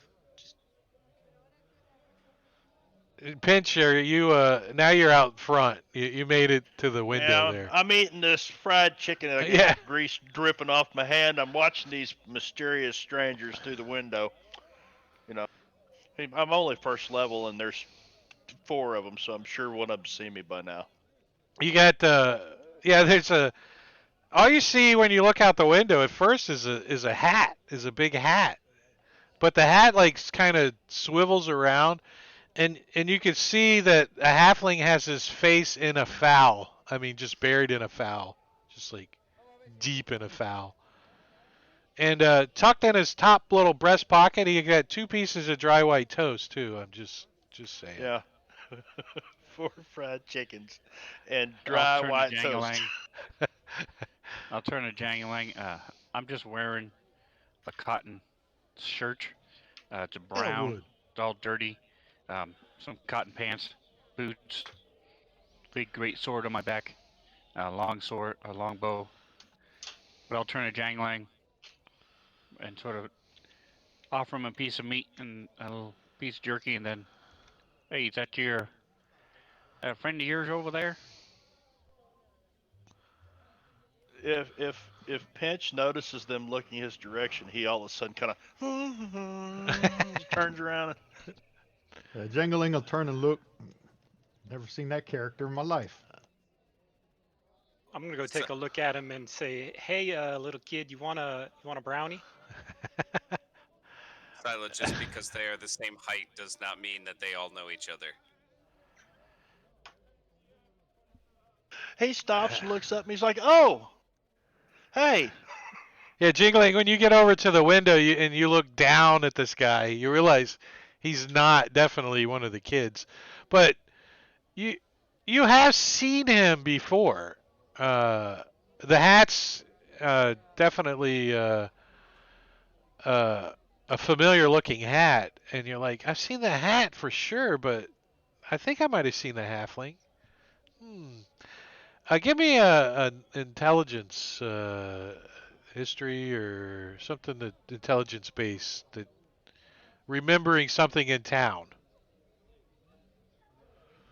Let me go with. Actually, I don't have any of them that are good. Let me just do a history then. Yeah. You're like trying to. You're like, I remember seeing that hat. Now, you get distracted as you're like, ooh, another brownie. Oh yeah. Those are good. I got the best brownies.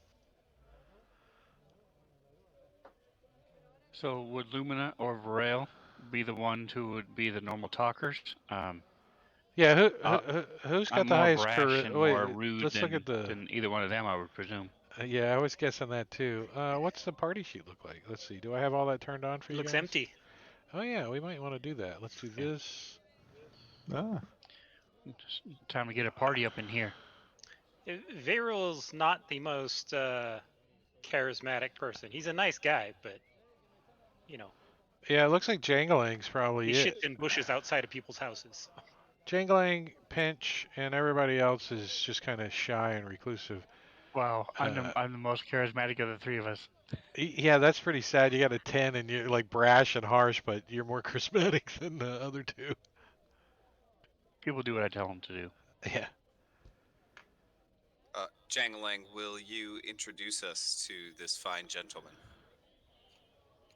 Yeah, Jangling. And so he looks down at you and says, yeah, Jangling. Tell us about your friends here. What did you bring them in here for, Jangling? You're not trying to. We don't have any empty barrels yet. You can come back later, collect those up if you like. This is Harper, right? Yeah, the constable. Yeah. Yeah, I'm just. They're interested in all the strange happenings and the weird weather. It might be some kind Yeah. of what do you call them?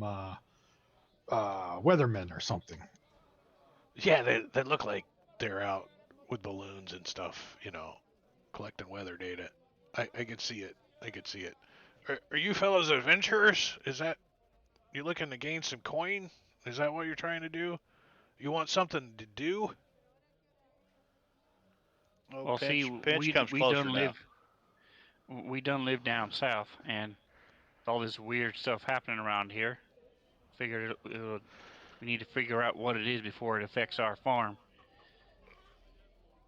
well, I'm pretty busy around here, so but there's storms happening in the Desert Valley and lightning and talking of mysterious creatures, and we don't even let the kids go up that way to pick berries anymore. It's just too dangerous. There's all kinds of creatures wandering around that used to not wander around. Farmers complaining of attacks on their herds and chickens and all kinds of stuff. But just just recently, people have been complaining that there's some banditry going on outside of town, and it's I don't really have time to wander around the countryside. I can keep things out of town the best I can. Keep things civil in town and tend to my duties here, but chasing in a wild goose chase at things, rumors of banditry and stuff outside of town just doesn't do it for me. But I did do a little poking around, and I think I might have found a hideout or something that they suspect a hideout that they may be held up in from what people have said. If you guys want to go check that out, I could point you in the right direction. Anyways, Well, Harbor, Hey, what, Sela, Lumina, let's go smoke them out. what about the missing people, Harbor? Did you find out anything about them? yeah, no, a lot of dead ends on asking around. For some reason, seems like most of the townsfolks that might be in the know have zipped up their lips. I don't know what to say. Might be worth checking out too. I listen in, but I don't spend all day in the tavern. I'm not a venturing type. I got work to do. Do you have any rangers here who go out hunting for you? Would Sure, any have any of sure. them kind of signs or anything that would indicate some kind of critter out there? Well, there's a shepherd in town. He hangs over at the bar, the barber bar, whatever the name of that place was. The Gilligan's. first. Yeah, maybe I can get him to touch up my beard while I'm there. Yeah, there's a shepherd that hangs out over there, and he's always talking about things that are happening out. Maybe he might know what's happening outside of town. That's for sure. You can Maybe check maybe you got a map to that hideout you was talking about. the for the suspected banditry that's going on. I don't really have a Yeah, I don't really have a map, but I can here. He like splatters some blood on the counter. I can draw you something and see we're here, and he puts a little X in the blood.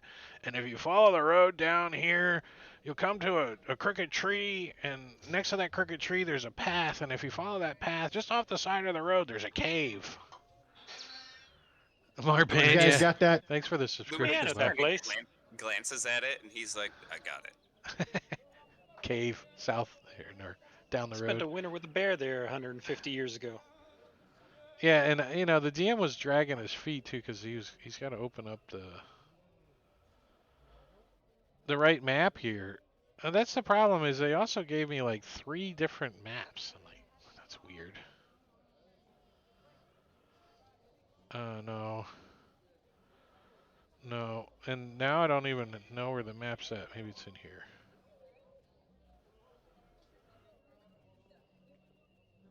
No. Well, it's not a map for you guys, anyways. So I know where the uh, the thing's at. So that's all that really matters, right? Or is that something you guys want to So like just head out and do? Or are you gonna wander around town some more? Or does Pinch have his weapons on him? Oh yeah, he's got a. You see this guy? He's even for halfling, he's not very big.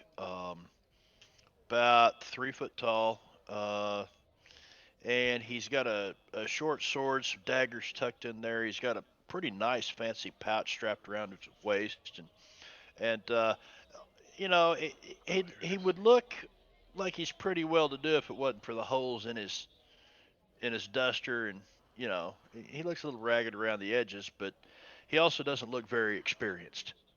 He looks like you can't really tell he's a halfling, you know, childish. So I'm gonna go down on one knee, say, hey there, my name's Soleil. Sort of pause for a second, look at Pops, see if he's gonna say anything, and then uh, you know how to use those weapons?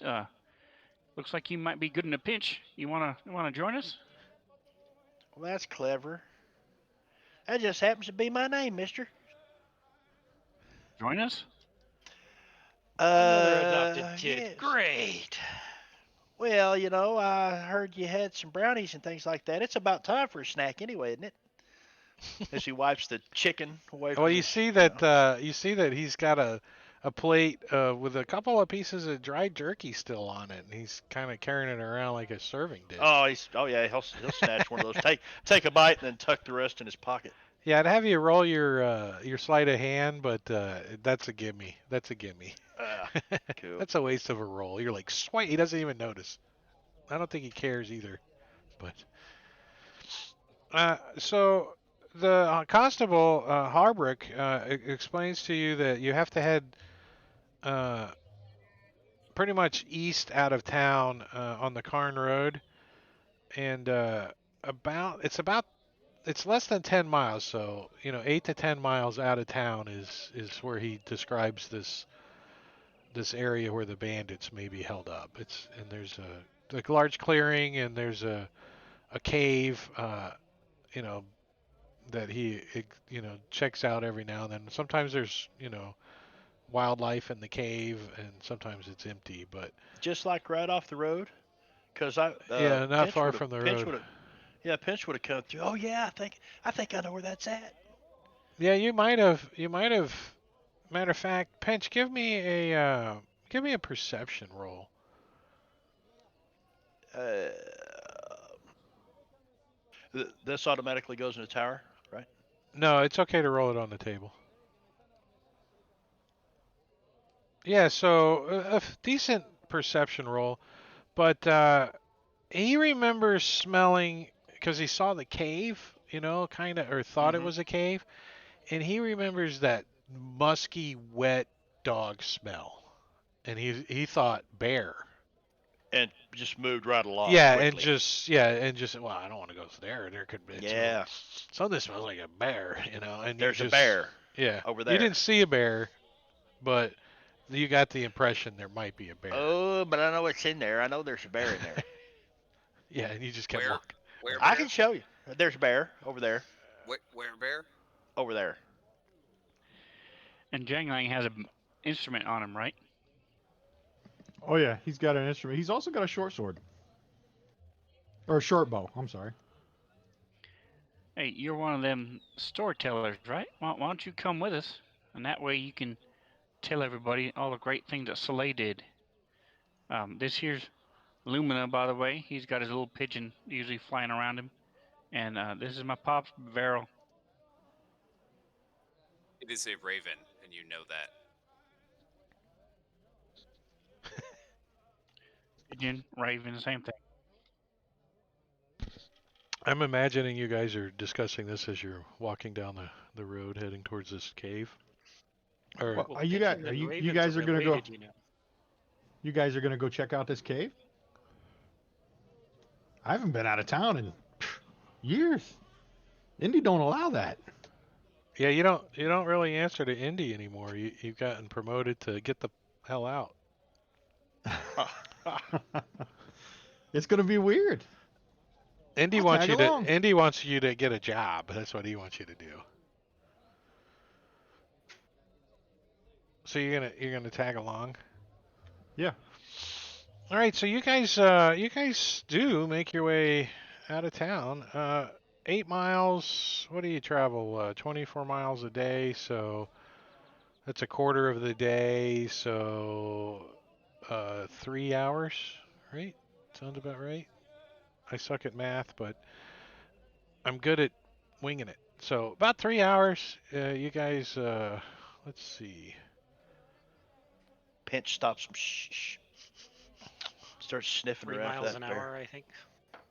Yeah, so you Malay will guys lead survival, so I'll lead.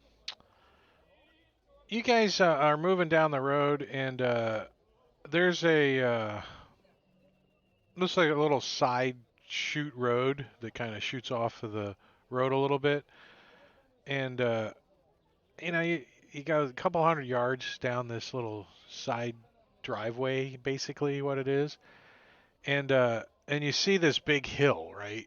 And you're approaching the hill, you're thinking it's a cave, it's got to be, you know, a hill or a mountain or something. But there's a big hill. As you guys go down this driveway, you get closer to this hill, and then the driveway turns like parallel to the hill. But before you get all the way to where it gets parallel, you're kind of off to the what would be the east of the place. There's like clumps of trees and stuff, and you guys kind of um, make your way up to these trees, being quiet, because you hear voices and you can smell smoke coming from near that hill. And so you guys, uh, I'm assuming, are gonna see what's going on, but let you guys decide on that. Let's roll initiative. Let's do that. Let's make it easy on ourselves. So I'm gonna not select random NPCs, but select them all using this fine dandy roll for initiative extension, and then I just hit the initiative button and I hit request roll, and they all get the roll, and then I can push this button for special effects.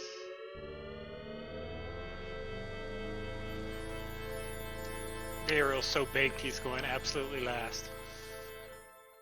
Yep. Well, let's do the old in a brush-choked dell, a short distance from the Carn Road down a dusty driveway, is a makeshift camp in front of a cave entrance. And you can hear human voices, common voices, uh, making out. You can't quite make out the conversation, but you can hear some of the words once in a while. And there's some of them are sharpening blades. You can hear the distinct sound of blades being sharpened. And everybody also give me. I want to see how well you guys can can know perception wise what's going on. It's pretty daylight out. There's no problems with viewers. No, I'm gonna push it to you. So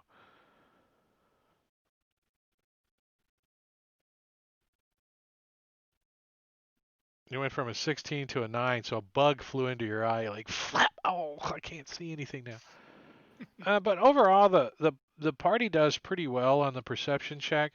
So Sila's probably the first to notice, and he looks down at Pinch and says, "It smells like a bear." And Pinch is like, "Yeah." So you get that waft, the whiff of wet dog or bear smell for sure. So let me throw this encounter in the map, which I have already to go. And let me throw you guys over here, where you guys are going to come in down this driveway. And let me toss the map at you.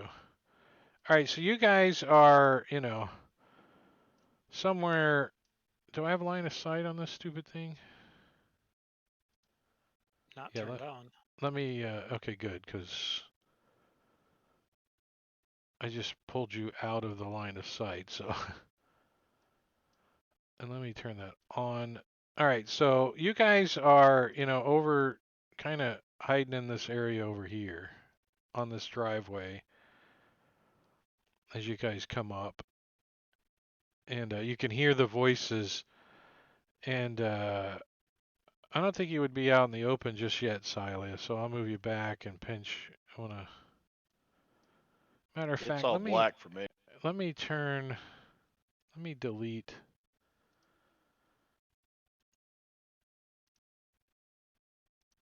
Let me delete the outside. Hey Lou, there's the cave entrance for where the bear is. Go on up in there and I'll shoot it when it comes out to eat. You know that is your job. All right, Jangalang, you get to react first as you guys come up. What's Jangalang gonna do? You don't think they heard you or noticed you yet. You're kind of a little bit off the map, further than you currently are. What is Jangalang gonna do? Are we supposed to see somebody somewhere? You don't see anything yet. You hear what I Oh, okay. described earlier, but it's coming, definitely coming. Is this map black to you guys? I can see. I can see. I can see. I can see a wagon and a little campfire thing. Are you stuck in terrain or something? Does that help? No, Is there I'm a not sure. light source issue or something? Since the rest of us have dark vision and he does not. That's true. I don't think they've done Doesn't that exist yet. yet. It's coming. It's coming, but they Uh, haven't. That'll be this month, but maybe I can see longer than 60 feet. So let Try me. sharing it with me again, Drake. Yeah, I don't see you with it shared. Uh, hold on, I got shit blocking. Yeah, I closed it to see if it'll reload. Yeah, now you have it. Can you see? Nope. Let me drop you back on the map then, maybe. There we Did that do it? go. Nope. Huh. Click zoom to fit button.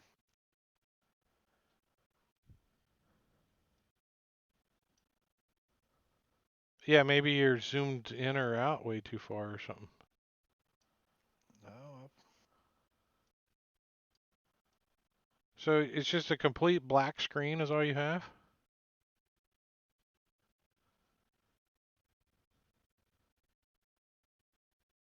Yeah, that's what I got right there. I can click on the Oh, with the tokens. tokens on it. That's weird. Usually that means it hasn't finished downloading. 3 megabytes. Oh, dude, I got no. That's not the issue here. Well, we'll just do I theater of the wonder mind if with you for a little bit. what is it? Port 1802. Hmm. You could connect to the table if that weren't working. That's true. And I redrug you from the combat tracker.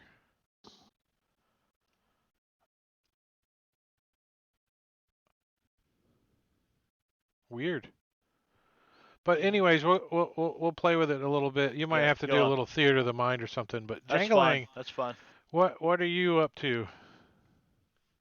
Well, I see this rock in front of me, so I'm just gonna try to get up around this rock and see if I can see any people or anything over there. All right, so you move up and you could definitely hear the voices and them talking over there.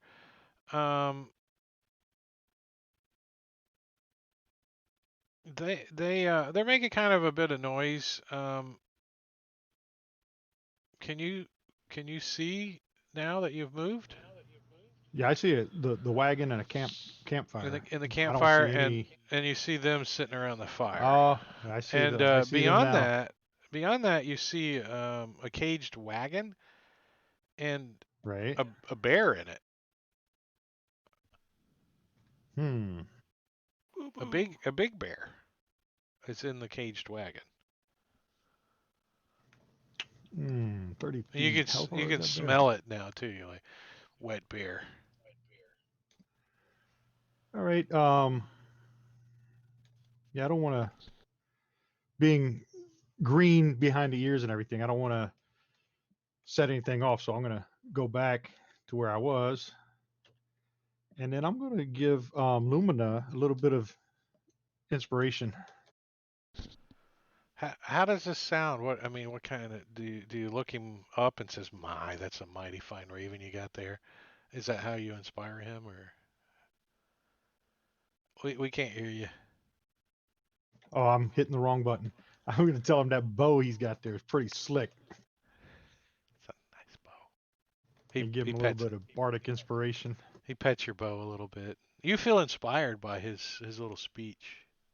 So, do you know how bardic inspiration works? Yeah. Yeah. Okay. Good.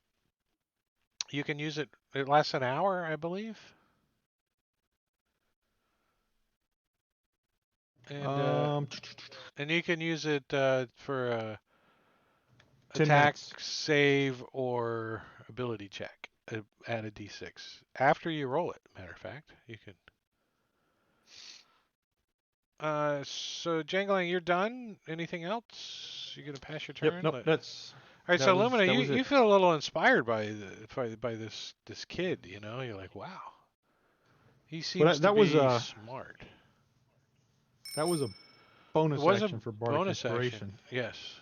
Yeah. So I'll just ready a short bow attack in case something pops off. From where you're at. Any a bad guy or a said bear comes running around the bushes, you're gonna shoot it. Okay. Right. If they start attacking us or something. All right. Lumina. Yeah, so Lumina turns to Pinch and whispers to him. He says, "Do not be afraid." I should go back. Are the bandits? Can I tell these guys? Do they look human? Let's see. A brushstroke Dell. Yeah, their fur. They look surly to you. They're surly humans. Yeah, they're and All right, so One he they're. one of them's got a broken left arm. so he I will don't get say the to reference. That's one of them's name. yeah the Oh, Liver text. I didn't see that. I was like, is this like the four brothers or something? One on a broken. I didn't get it. Okay, got it. All right. So Lumina turns to Pinch and completely straight faced says, "Do not be afraid, because humans are simply dire halflings."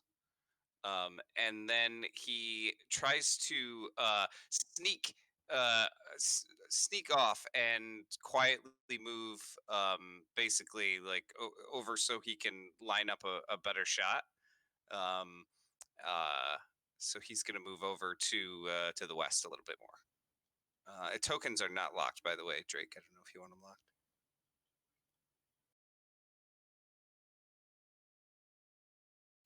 My mic wasn't working. I lock tokens. What are you shooting with? A bow? What do you got?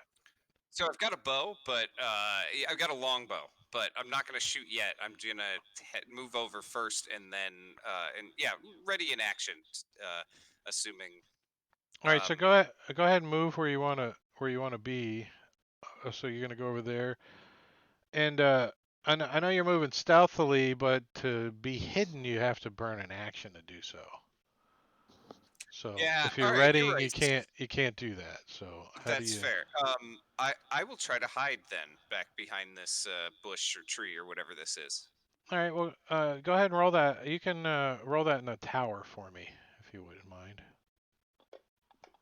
Stealth, I usually like in the tower.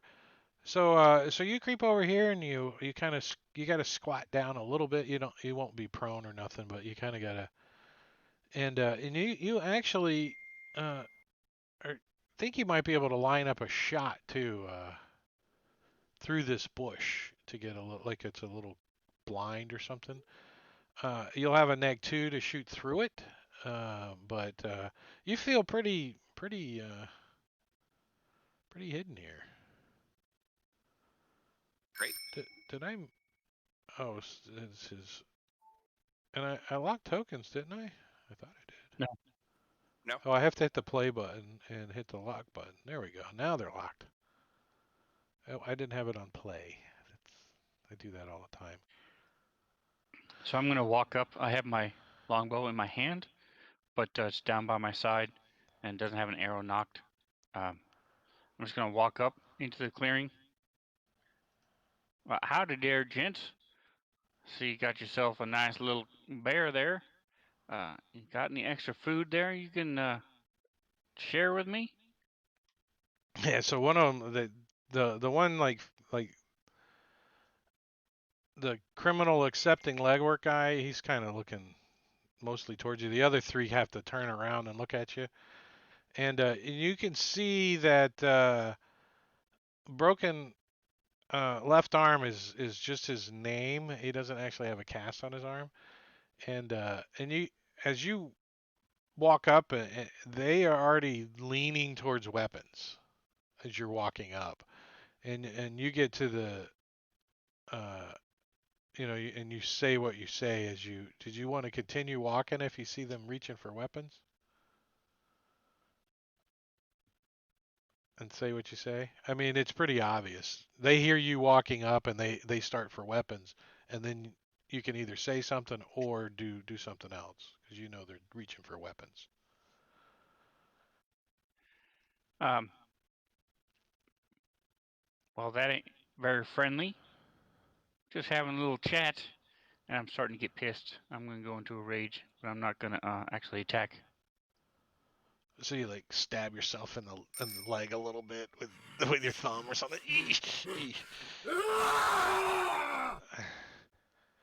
Well, Poke himself in the eye. the one on the end, you see him. He like quickly, not. Why did it do it? Oh, because it's rage in the. We should change that to rage parentheses B, so it only does it once, maybe. Yeah. I say we, like I'm part of some team Well, or some crap. it should be just when you apply the effect. So it would be the rage semicolon Why? ADVCHK Why do you think it whatever. did it twice then? Because right now it's just rage. Oh, okay, I got you. Oh yeah, so this guy, actually, it's they're crossbows, not bows that they have, and broken left arm like picks up his crossbow, and you see him like spin around, and he's locking it, and he's looking at you, and he's like, and he says, "Who are you sneaking up on us like that? It sounds like you might have some coins in your purse." And he smiles, and he points the crossbow at you, and he says, "You might want to toss your coin purse down, or you're gonna get this stuck in your chest." And he looks down at his crossbow. I need to have So I'll like sort of, less harsh talking I'll, guys. I'll drop the bow, sort of raise my hands a little bit. Oh, so you're kind of going along with it, with the surrender, whatever, or at least you're pretending to. So you drop the bow and you kind of start to put your hands up. Well, he's like pointing it at you, and he's like, "Don't you move! Give us your coin purse."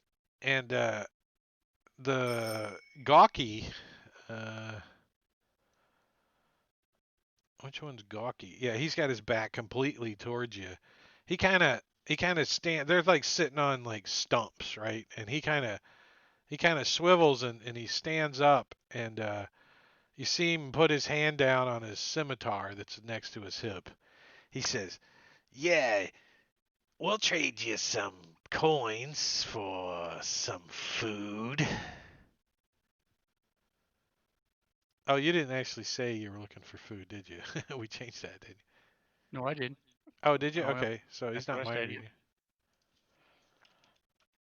And he's got his hands on his scimitar, uh,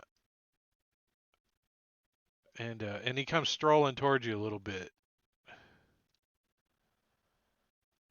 He doesn't get right up in front of your face though. He's like, and you see he's got his hands on he's got his hand on the scimitar.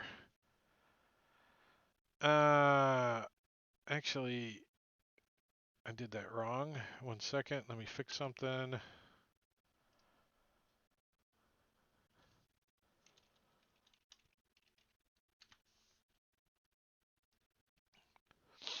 Let's see, Pinch. What's Pinch doing? Let me ask you, Drake. Do you Pinch, have you got like a 2.5 foot bush in front of you. okay? Do you have all the NPCs exposed yet? Because I could just look at your video feed for a second. Yeah. Everything. Yeah, you can watch it. Yeah, that's a good idea. All You right. can watch the stream. I'm gonna zoom in All a right. little Hang on for a second. everybody.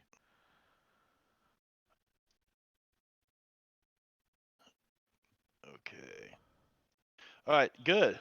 So I'm kind of hidden here. Um, You think have they well, made eye contact with me yet? you haven't taken the hide action yet, so All you're right, not hidden. I'm gonna do If that right now and take the hide action so, you're gonna because, like kind of squat down and like fluff these bushes up in front of you a little bit. well, yeah, but I'm actually gonna take my cue from the strangely dark individual with the bird that made the odd comment about dire And halflings. Kind of, he's like, "What the fuck?" you saw him And head that way, but you're like, and you know oh he's over well, there somewhere, but damn, he's like in the shadow and you could barely see him. so let me give you this in the tower. Yeah. Well, you know what you rolled because you're watching the stream. But Huh? What? I said you Oh, know what you rolled because you're watching the stream. okay, cool. Well, no, I wasn't really, but all The right. other thing So is some of yeah, you he just guys kind of. may have racial effects that aren't applied to your characters too, so you need to double check that. What time of day is it, by the way? Um, no, it was 8, 9, 10. No, it's before noon. Midday. Okay, Yeah, very good. Uh, so I'll mark hidden on myself. yeah, you can do that. Actually, Lumina, you can also apply hidden to yourself. Now, Got it. does Ken's thing, does Pinch have to do something for his roll, re-roll one automatic? Does he have to have something in his? No, there's not a Automatic. code for the halfling. The Oh, there halfling is a luck. code for halfling luck. Is There's an there? No, extension. it's the extension does it all automatically. You don't have to do anything. If I have it on. Yeah, if you turn on that extension. I'm not sure if I do or not, but we'll find out if you use your Yeah, lucky that's and a good It's trait to not have that in a hard pinch. to. Yep. Hey, it's It, not that hard to re-roll though. so the criminal accepting legwork one, he picks up his bow and he points it in the general direction and he says loud enough that at least Celia can hear him. He says, "I hear other ones, I think, out there. Be on your guard." And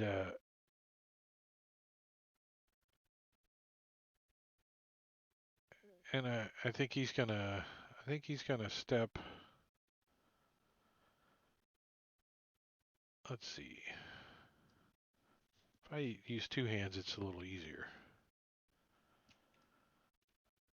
Yeah, so he's gonna stand up from the. He wasn't prone, so he's gonna stand up off the stump, and he's gonna kind of move over behind this tree a little bit, taking taking aim with his crossbow. Uh, he's pointing it in the general area. He's looking around. He thinks there's other people. You know, he's being observant, but he is also gonna do the nasty and do it ready. And outer green underwear. I guess he's wearing his underwear on the outside of his overalls. Is that how that looks? Uh, he was sharpening his scimitar, and so he like stands up, drops some of his sharpening tools and stuff, but he has a scimitar in his hand, and he looks a little distracted, and he just turns around and he moves up next to his buddy here, and he's like, "Yeah, do what he says."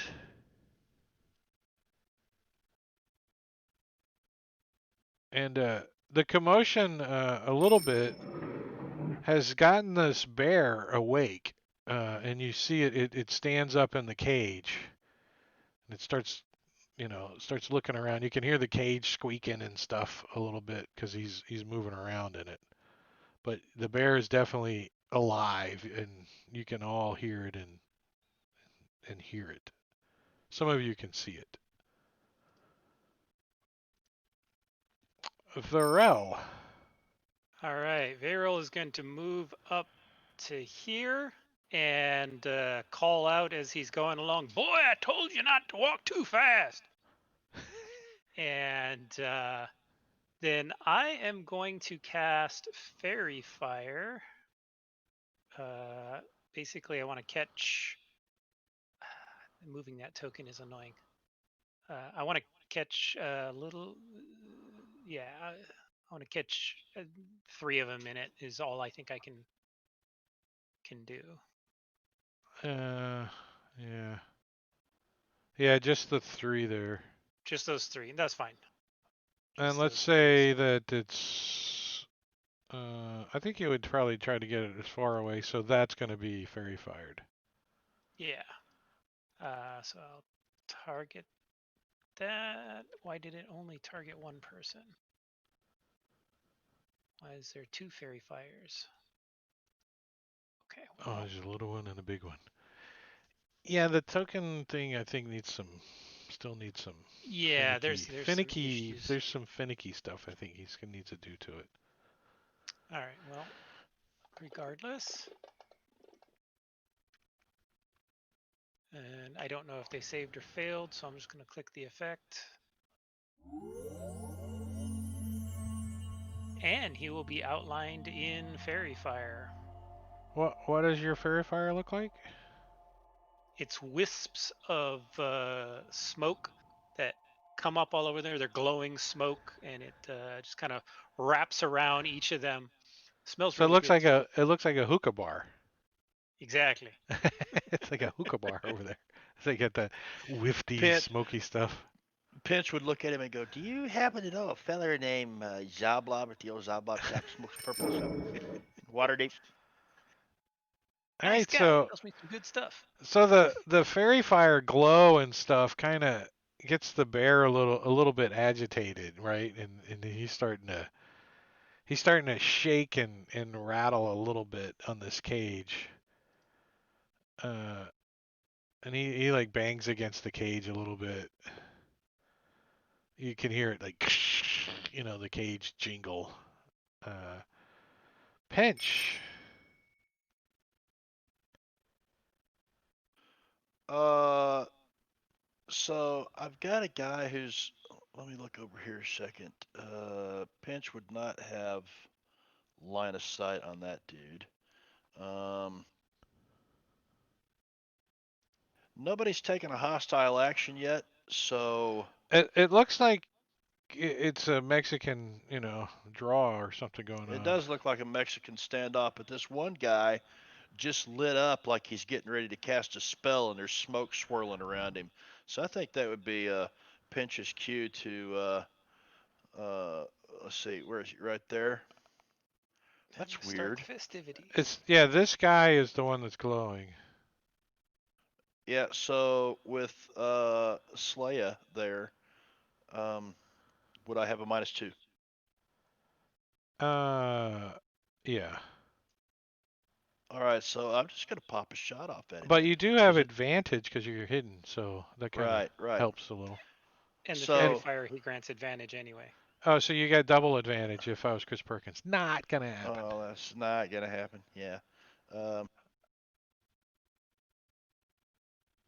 But thank wow, that's goodness, a good thing. Of course, I would have got to roll that. No, that's luckily, you didn't have to use your luck. yeah, So I didn't that's have to a. use my luck.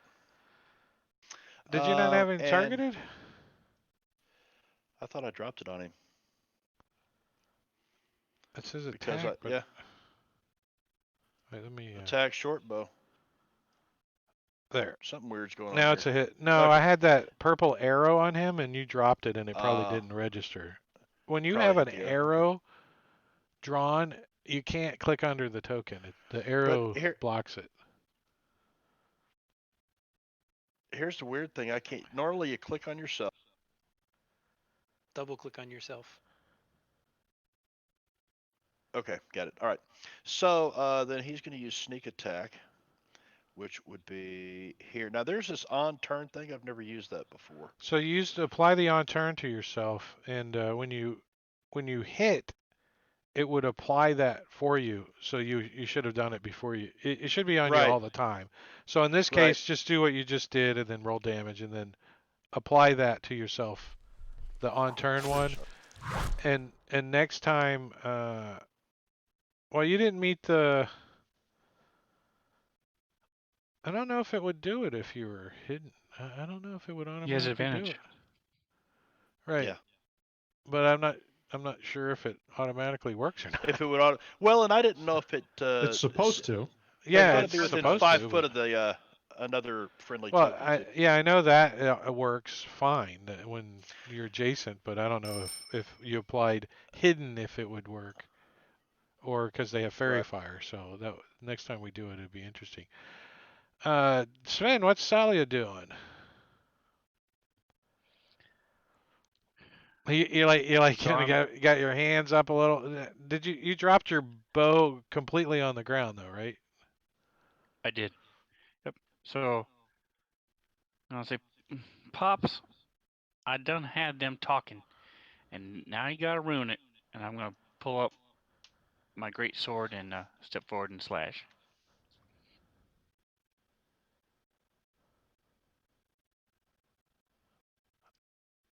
Uh, So as you step forward and attack, they both are readied. So they're gonna get to Okay, react. they've been cast a spell on them, and they got shot by an arrow. Wouldn't either of those trigger the thing? Who got shot by an arrow? Oh yeah, it definitely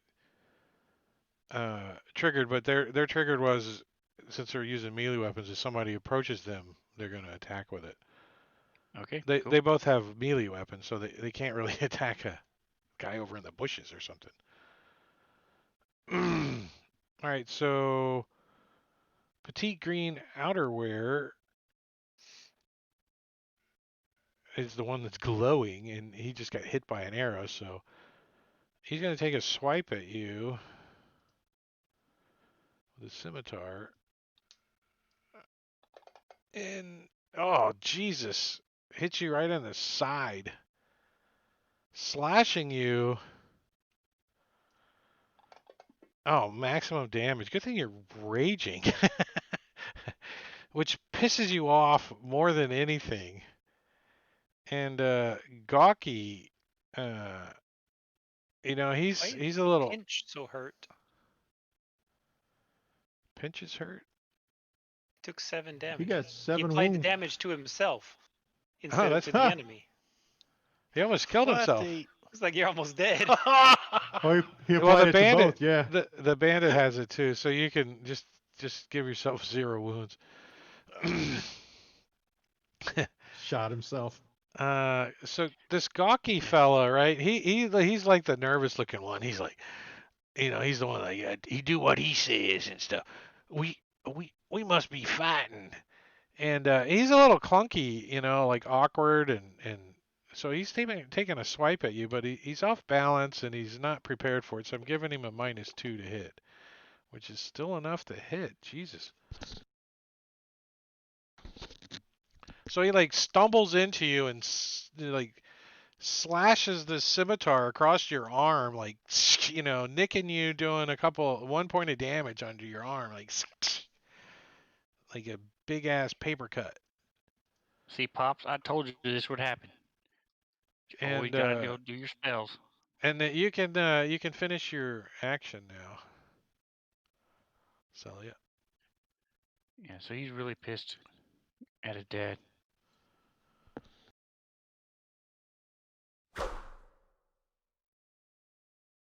Why am I at disadvantage? Oh, that is totally true. Take a hit on Gawky, because I actually had him as dodging, not um, readied, and that's why he had disadvantage. But I had used his ready, so smack him.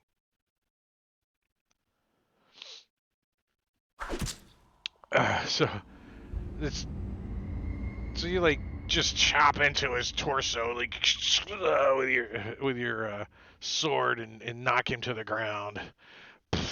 He's like, but I didn't even hit you as he falls down unconscious.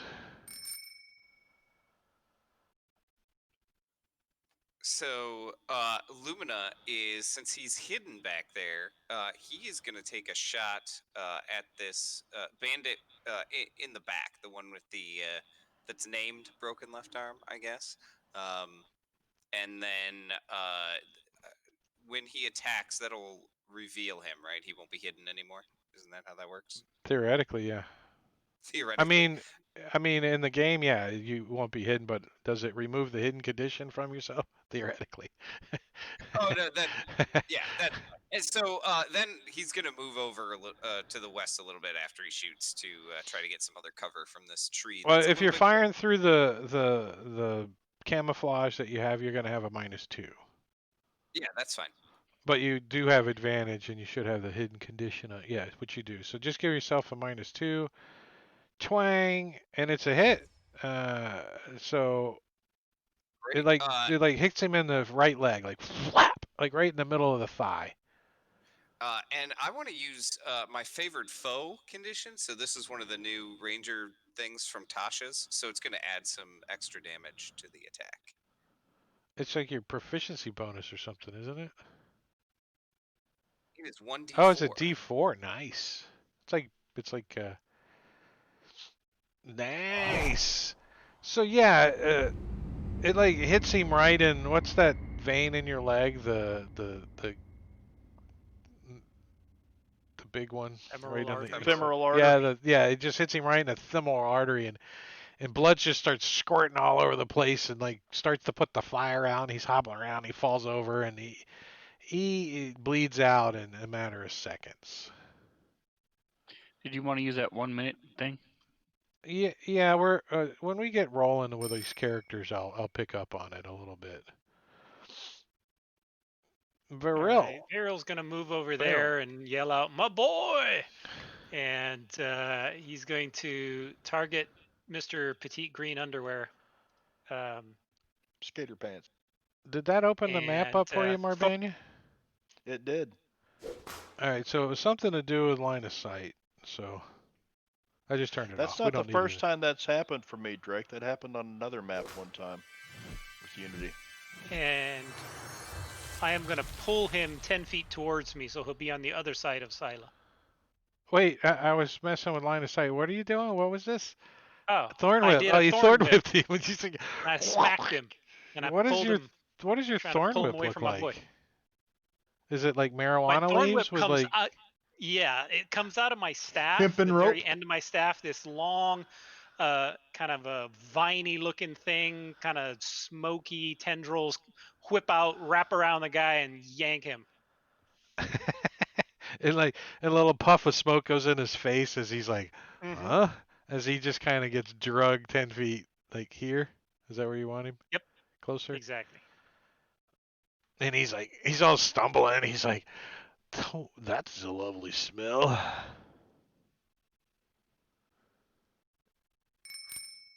The criminal accepting legwork was over here in the bushes. And he like sees Lumina come running around the corner. So he like pops out with his crossbow. And he takes a shot at Lumina. Twang! And why did he have disadvantage? Oh, are you still marked as It's hidden? still, yeah, it still is hidden. Well, a 9 plus 3 is an 11. Still doesn't hit, or 12 doesn't hit you, does it? Nope. Yeah, so it like sticks in the ground right next to you, shook, and he's starting to reload his crossbow. Petite Green Underwear, like,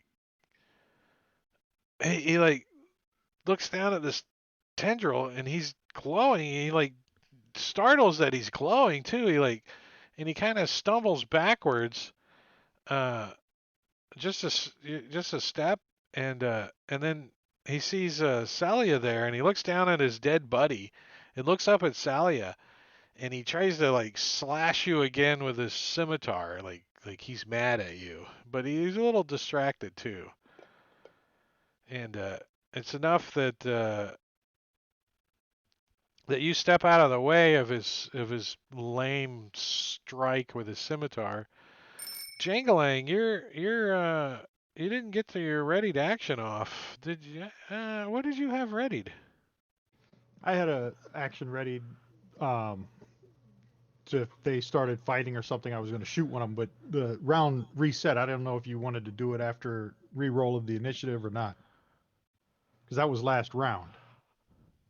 Well, it was the round before you just got your initiative. Right. And I think I you mean, would you have made been it all the able way through to. that round, and it re-rolled initiative for everybody. Well, you were readied though, right? We You all waited know Right. until that your next turn.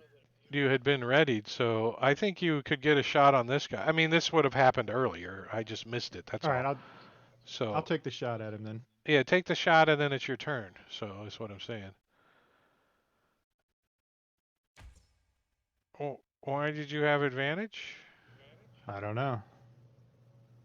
Is it the range? What's the range of a short bow? Fairy Who? fire. Well, fairy fire. Yeah. Oh, Fairy Fire. That Yeah, was the guy very that fire. was No. Who'd Yep. you target? uh One by Silo. outerwear, petite green outerwear. Oh wait, Yeah, that's the wrong one. That's yeah, why. but petite green outerwear. That's the one I was targeting. Yeah, that's the wrong one. You can't even see him. You're trying to target this guy. I'm talking criminal accepting legwork is who you should have targeted. And so you missed with your first shot. All right, All that's right, it's fine. your turn now. That's fine. He's gonna move forward here and slam on his brakes there, and then petite green underwear there. He's going to cast vicious mockery on his ass. What do you say to him? Does it hit him? Yeah, Let me he see. What do I fails. say?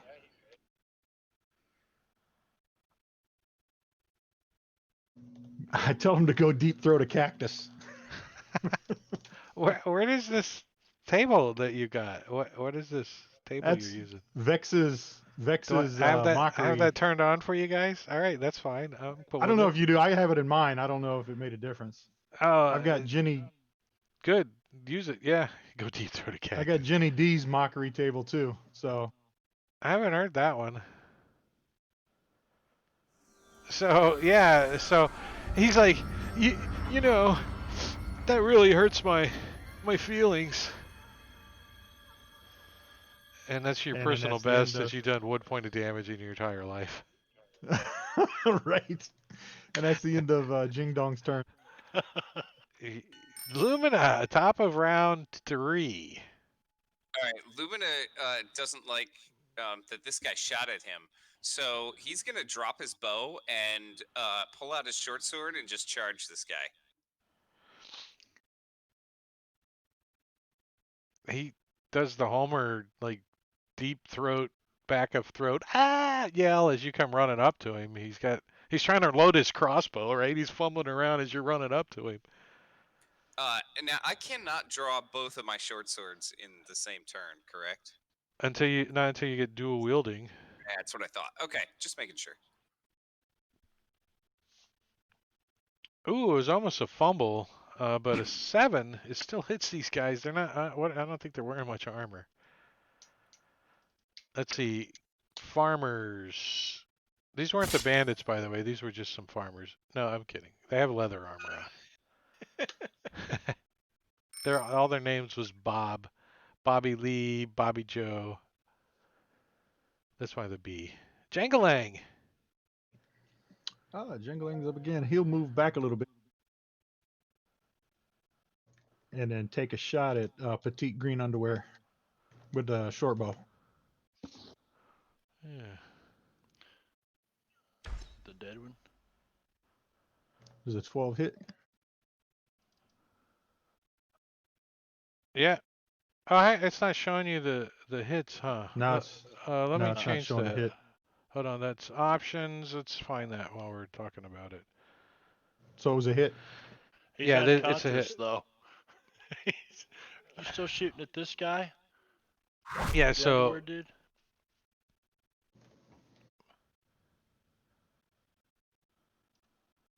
yeah, who did you mean to Yeah, shoot you're at? shooting at the dead dude. Petite green underwear guy? Is he dead? Yeah. He's You shot definitely the dead dead dude. now. He was viciously mocked to death. Oh, I didn't know he died. I didn't either. So yeah, so he's like, you see him get lightheaded, and you just spin around with your freaking bow, and you just like shoot him right in the neck, and he Yeah, just falls over. I mean, it's It's that the fast. green behind the ear adventurer shot. You just wanted to get that 1 point off of your record. We know. We know. What do I need to turn off here? Combat GM? No, what am I looking for? You're looking for show Show results to client in the game GM section. show results to client. Chat says friendly. Huh. Means that we can only see each other's, but not NPC results. So we want that on then. Yeah. And show GM rules. Oh, okay, good. All right, so I turn that on. Sorry. I'm assuming you're moving up. I'm moving up, and I'm going to take a shot with a short bow at who is this guy? Criminal accepting legwork. The only guy left. The only guy. There's another Oh, one. and it re-rolled. It did. Cool. Did it mark off? No, you get that all the time, don't you? Well, I thought it was once a day. Halfling luck. Nope, I'll it's have all the to- time. No, it's All the all the time? time for Yeah. halflings. Sweet, fantastic. I love it. Sneak attack So on you turn hit. is turned on. Let's see what happens. Yeah, it rolled it. Wow. All right, well, so this guy's like fumbling around trying to get his crossbow loaded, and Pinch kind of tumbles out around the corner here, and shoots the guy. Whap! How does he die? How do you? I'm shooting for big chunks of meat, the biggest target to hit, so probably right through the sternum if I can hit him square in the chest. Yeah, you got him pretty square, like right in the heart. Like he goes down pretty fast. Silia, what are you doing? The only thing that seems to be going on is this bear over in this cage is banging and growling and shaking at this cage. He doesn't like what's going on. I'm gonna move up and I'm gonna yell out, "Hey, Pops, you want me to finish this off or let it loose?" I don't want a bear coming after me. I just Spent a killed winter with a myself damn too. bear once. Yeah, the bear doesn't look Turned friendly it into a currently. rug. He looks pissed. I'm gonna step forward and then stab at it. Do I get a plus or a minus because of the cage, or Oh, they can't yeah, get you're each other out? definitely it's definitely going to be difficult. Hold on, let me pull up the description here. I Oh, know you we can't can't move you around. what do you got for you you got piercing, only a piercing sword. No, it's slashing. Yeah, you can't get yeah, maybe jab at him with a short sword or something through the it's like little squares, you know. Can I attack the cage to open it? Either the lock or something No. there Well, that'll open it. when you move up, you can see that there's a door on the back, and since it's a cage, you can see through. Give me a perception check.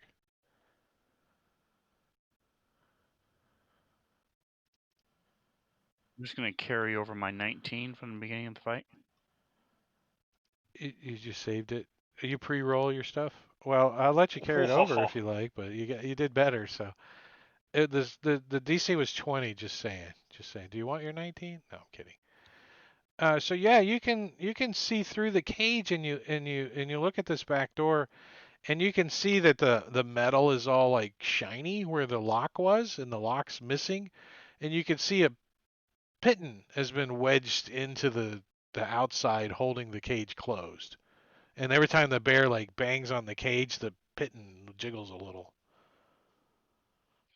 All right. Is there any way for me that I'm with my last 5 feet? Is there any way for me to hit the python out or hit the lock, break the lock? There's no lock; it's just a piton pulled through the stuck through the pin, so you could just pull it out. I mean, that's the easiest way to get it out. Now, since you're 5 feet away from it, you can try to shoot it out if that's what you're trying to do. Well, I I'm was not. trying to stay in the square, but I mean, if you got so enough movement, you can move over there and just pull the pin out. Yeah, but I wanted to attack. All right, so I'm gonna lose my rage then. So I'll pull the pin out. Uh, And then whack yourself in the nuts. you're gonna pull the pin out. You had enough movement to get around there, right? Or did you dash Yes, I had enough. Well, because to where you're from the at? square I was in, Is that 30? this is 25. I just moved up this way to stay in the square. That So I was would have just moved this way. right. So you are 25 in this square. Right. So I have 5 more feet Yeah. of So movement. I'll say you can move to this square with 30 and take the pin out. Now the pin is considered a piercing object, but the cage door, like when you pull the pin out, kind of pops open. You can swing it open and slash at the bear if you want. Opening the cage is considered open a door. I mean, it's that easy to Interaction. interact with it. It's like a Okay. latch on. You just pull the pin. I mean, you're not going to hold it. You're just going to fling the pin out and swing open the cage. So yeah, I'll allow All right. you to open the cage, and so the bear's like watching you and he's facing you. How do you he's already turned and he's looking at you. He looks pissed. Well, that's okay. So do I. Um, what kind Um, of minus do I have for slashing this thing in the cage? None. Yeah, no, none. You're okay. The cage is big enough. You can swing away. What was that movie? Swing away. The guy's wearing aluminum foil on their head. Still hit the cage. Sparks Yeah, fly so you're off. like, ching. As You're the like, thing you jumping in. think you had enough room, but So which side is the door at? Is he's that on the Silas' side? the back. Yeah. Okay. So I'm gonna just come up a little ways, and I And am you gonna can see the cast. doors open, and like Silas like kind of in the cage a little bit. He's like, damn Yeah. bear. I'm gonna cast create bonfire on the bear. Poor bear. Set his fur on fire. Wait, can He's you gonna come wait? out of that fucking cage. Can you Bear put the meat's bonfire in delicious. an occupied square? Yes. Yeah. The bonfire specifically says any creature in the bonfire space when you cast it must blah blah blah. Oh, okay. What's up, DM Quicksilver? As rating us with party of 3. What's up? You guys are done already? Wow, we're way past stop time, aren't we? We just been We're loving it, having huh? fun the first night back. Yeah, we've been loving it.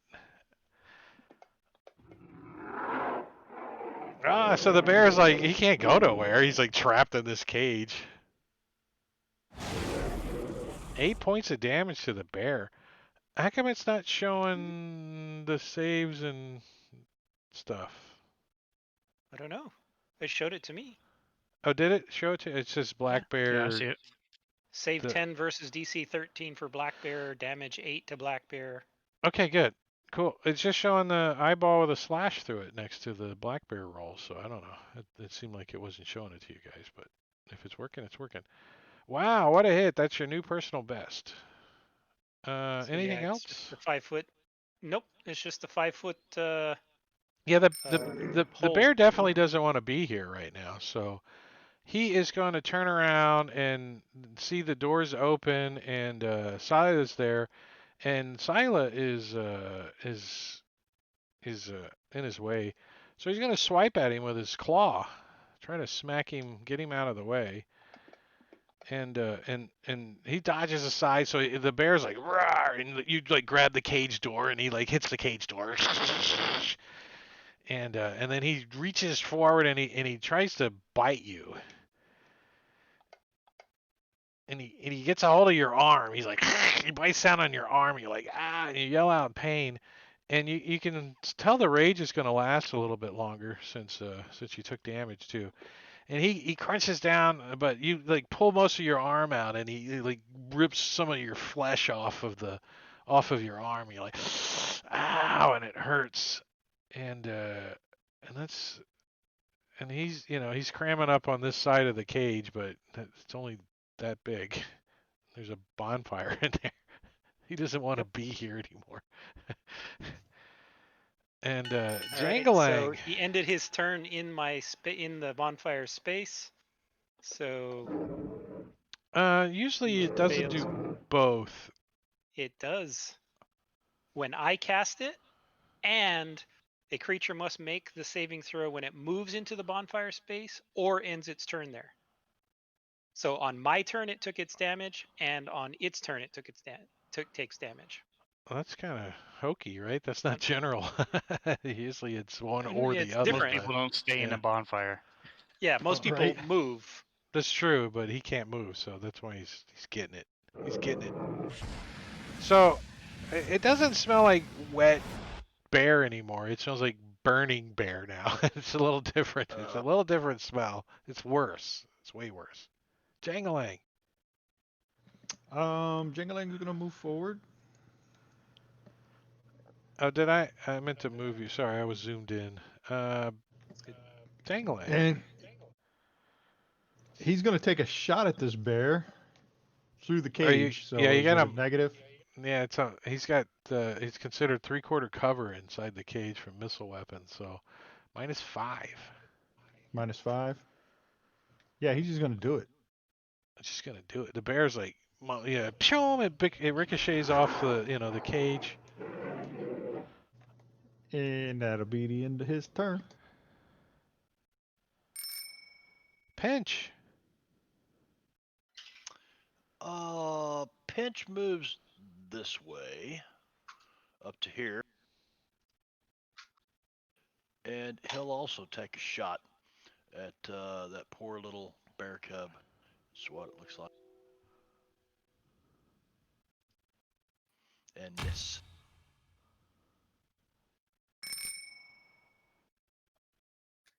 What Thanks. what negative do I have for stabbing through the cage with a short sword? If you're adjacent, you only have a -2 with a piercing weapon. Got it. All right, I will move up next to the cage and draw my second short sword, and will first try to stab, and if it doesn't kill him, then stab with my offhand weapon too. Poor bear. He's such a poor bear. You think you now understand how they get him to dance at the circus? Something to do with a fire under their ass. So you like nicking at him like ah and and that's enough as you go jabbing into him as he's backed up against the cage trying to get out of this fire and you jab him in the side. He yelps in pain as you come around and you slowly stick your short sword into his throat and he goes down and then you look down and you realize you just had your hands in a bonfire and you're thinking to yourself, that was close because I didn't end my turn here. Wait, Yeah, if that could you're have been bad. adjacent, is there something if you're adjacent to the fire? No. No. As you guys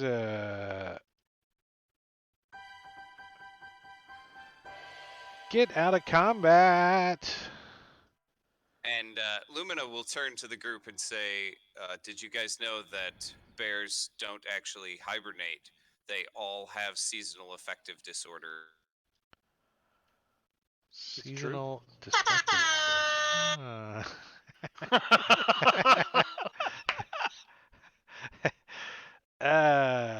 As I'm going to take us out of initiative, and I think this is a good spot to stop. We'll pick it up here next week, and uh, Cool. and go from there because we're already almost 30 minutes past bedtime. What the hell? But a decent first session. You got character introductions, we got city introductions, and we got combat. I mean, what else could we do? Hell, I forgot how to play. Right? That's why I didn't do the timer yet. It's been a little while since some of us have pushed I wasn't buttons even. on this. I was targeting myself. I killed myself. Right. You did a good job. So yeah. It's yeah. And you don't So need you the want us to timer level up pressing now, or down. do we log on early and level up before next week? You only level every third session except after a Saturday, and then you level on a Monday. If there's a Tuesday, uh, 3 or more times that month. So does that help? I like the swords on your image too, by the way. So let's say goodbye to the stream, and we can finish chit chatting and stuff. So I Thanks, don't know Trey. who's all out in Bye, the stream. stream. Look at all these people in the stream. Holy crap! Appreciate your TM help and all your hard Quicksilver, work, all you Greg. guys, Nucleus Pigeons, Stream Labs, Stream Elements. We love you guys. You know, I see all the players are out there jumping in and getting some chat points. Ice Wizards, all you guys out there. A Wanderer. I appreciate you guys hanging out. Tomorrow is an off night for me, but Thursday we are going to be doing some Deadlands happening. Right, we're back at it on Thursday, Marvania. Back at it Thursday. So over on Marvania's stream, here's his information. On Thursday, he's running Deadlands. I'm playing over there. I am no longer Mayor Timmons Thimmons. Just saying. I just wear the badge and I had the mallet, but I've given up that position. But that's You're on leaving town. Thursday. Yeah, That's on Thursday. I'm a Yep. venture. I can't be a mayor. I don't have time for that shit. I ain't got time for that shit. And then Friday on my stream right here at 8 o'clock, Matakuri is running Empire of the Ghouls. I think we're session 7. Does that sound about right Yep. or something? Session 7. Session 7. So we're getting into it. I think we're almost third level, or did we just hit third level somewhere You in will there? as soon as you take a long rest. Yep. So third level, that's over on my stream, which let me give you my information. And in that information is my click on my YouTube link right there and hit subscribe. Just do it. Don't ask questions. Just go to that link and hit subscribe. I'll be happy. You'll make me smile. And then Saturday, usually we are playing over on Rob 2E's stream, Icewind Dale, Rhyme of the Frostbane, but he's a bum and he takes a whole month off. I don't know what kind of crap that is. How do you take a whole month off and then actually like show your face around this community? The only person that can do it in this community is Rob 2E. That's it. You heard it right here. You're a bum, Rob. You're a bum. You're a bum. And then Sunday, Bum. again, back on my stream, because I'm crazy and I'm running all kinds of games, against the Giants from the Yawning Portal, and they're fighting Giants, all Giants, every day, Giants to the left, Giants to the rear, Giants all over the place. And we had 2 players playing 2 dwarves, and they decided that it was too boring to fight Giants with dwarves. And one rolled up a pally and one rolled up a wizard. I'm like, okay, whatever. Dwarves hate giants. And then we'll be Don't they back get a here bonus? on Tuesday. I don't think so. In mean, previous editions, not yeah. in 5th. So Clyde Giant's a big 20-foot tall monkey with a bowler hat and causes shit avalanches. 4-foot turds. Shit avalanches. All right, well, I don't see anybody raid worthy except for my bed over there. So I'm going to end the stream. Let me say goodbye to you guys, and we'll see you guys around. Goodbye.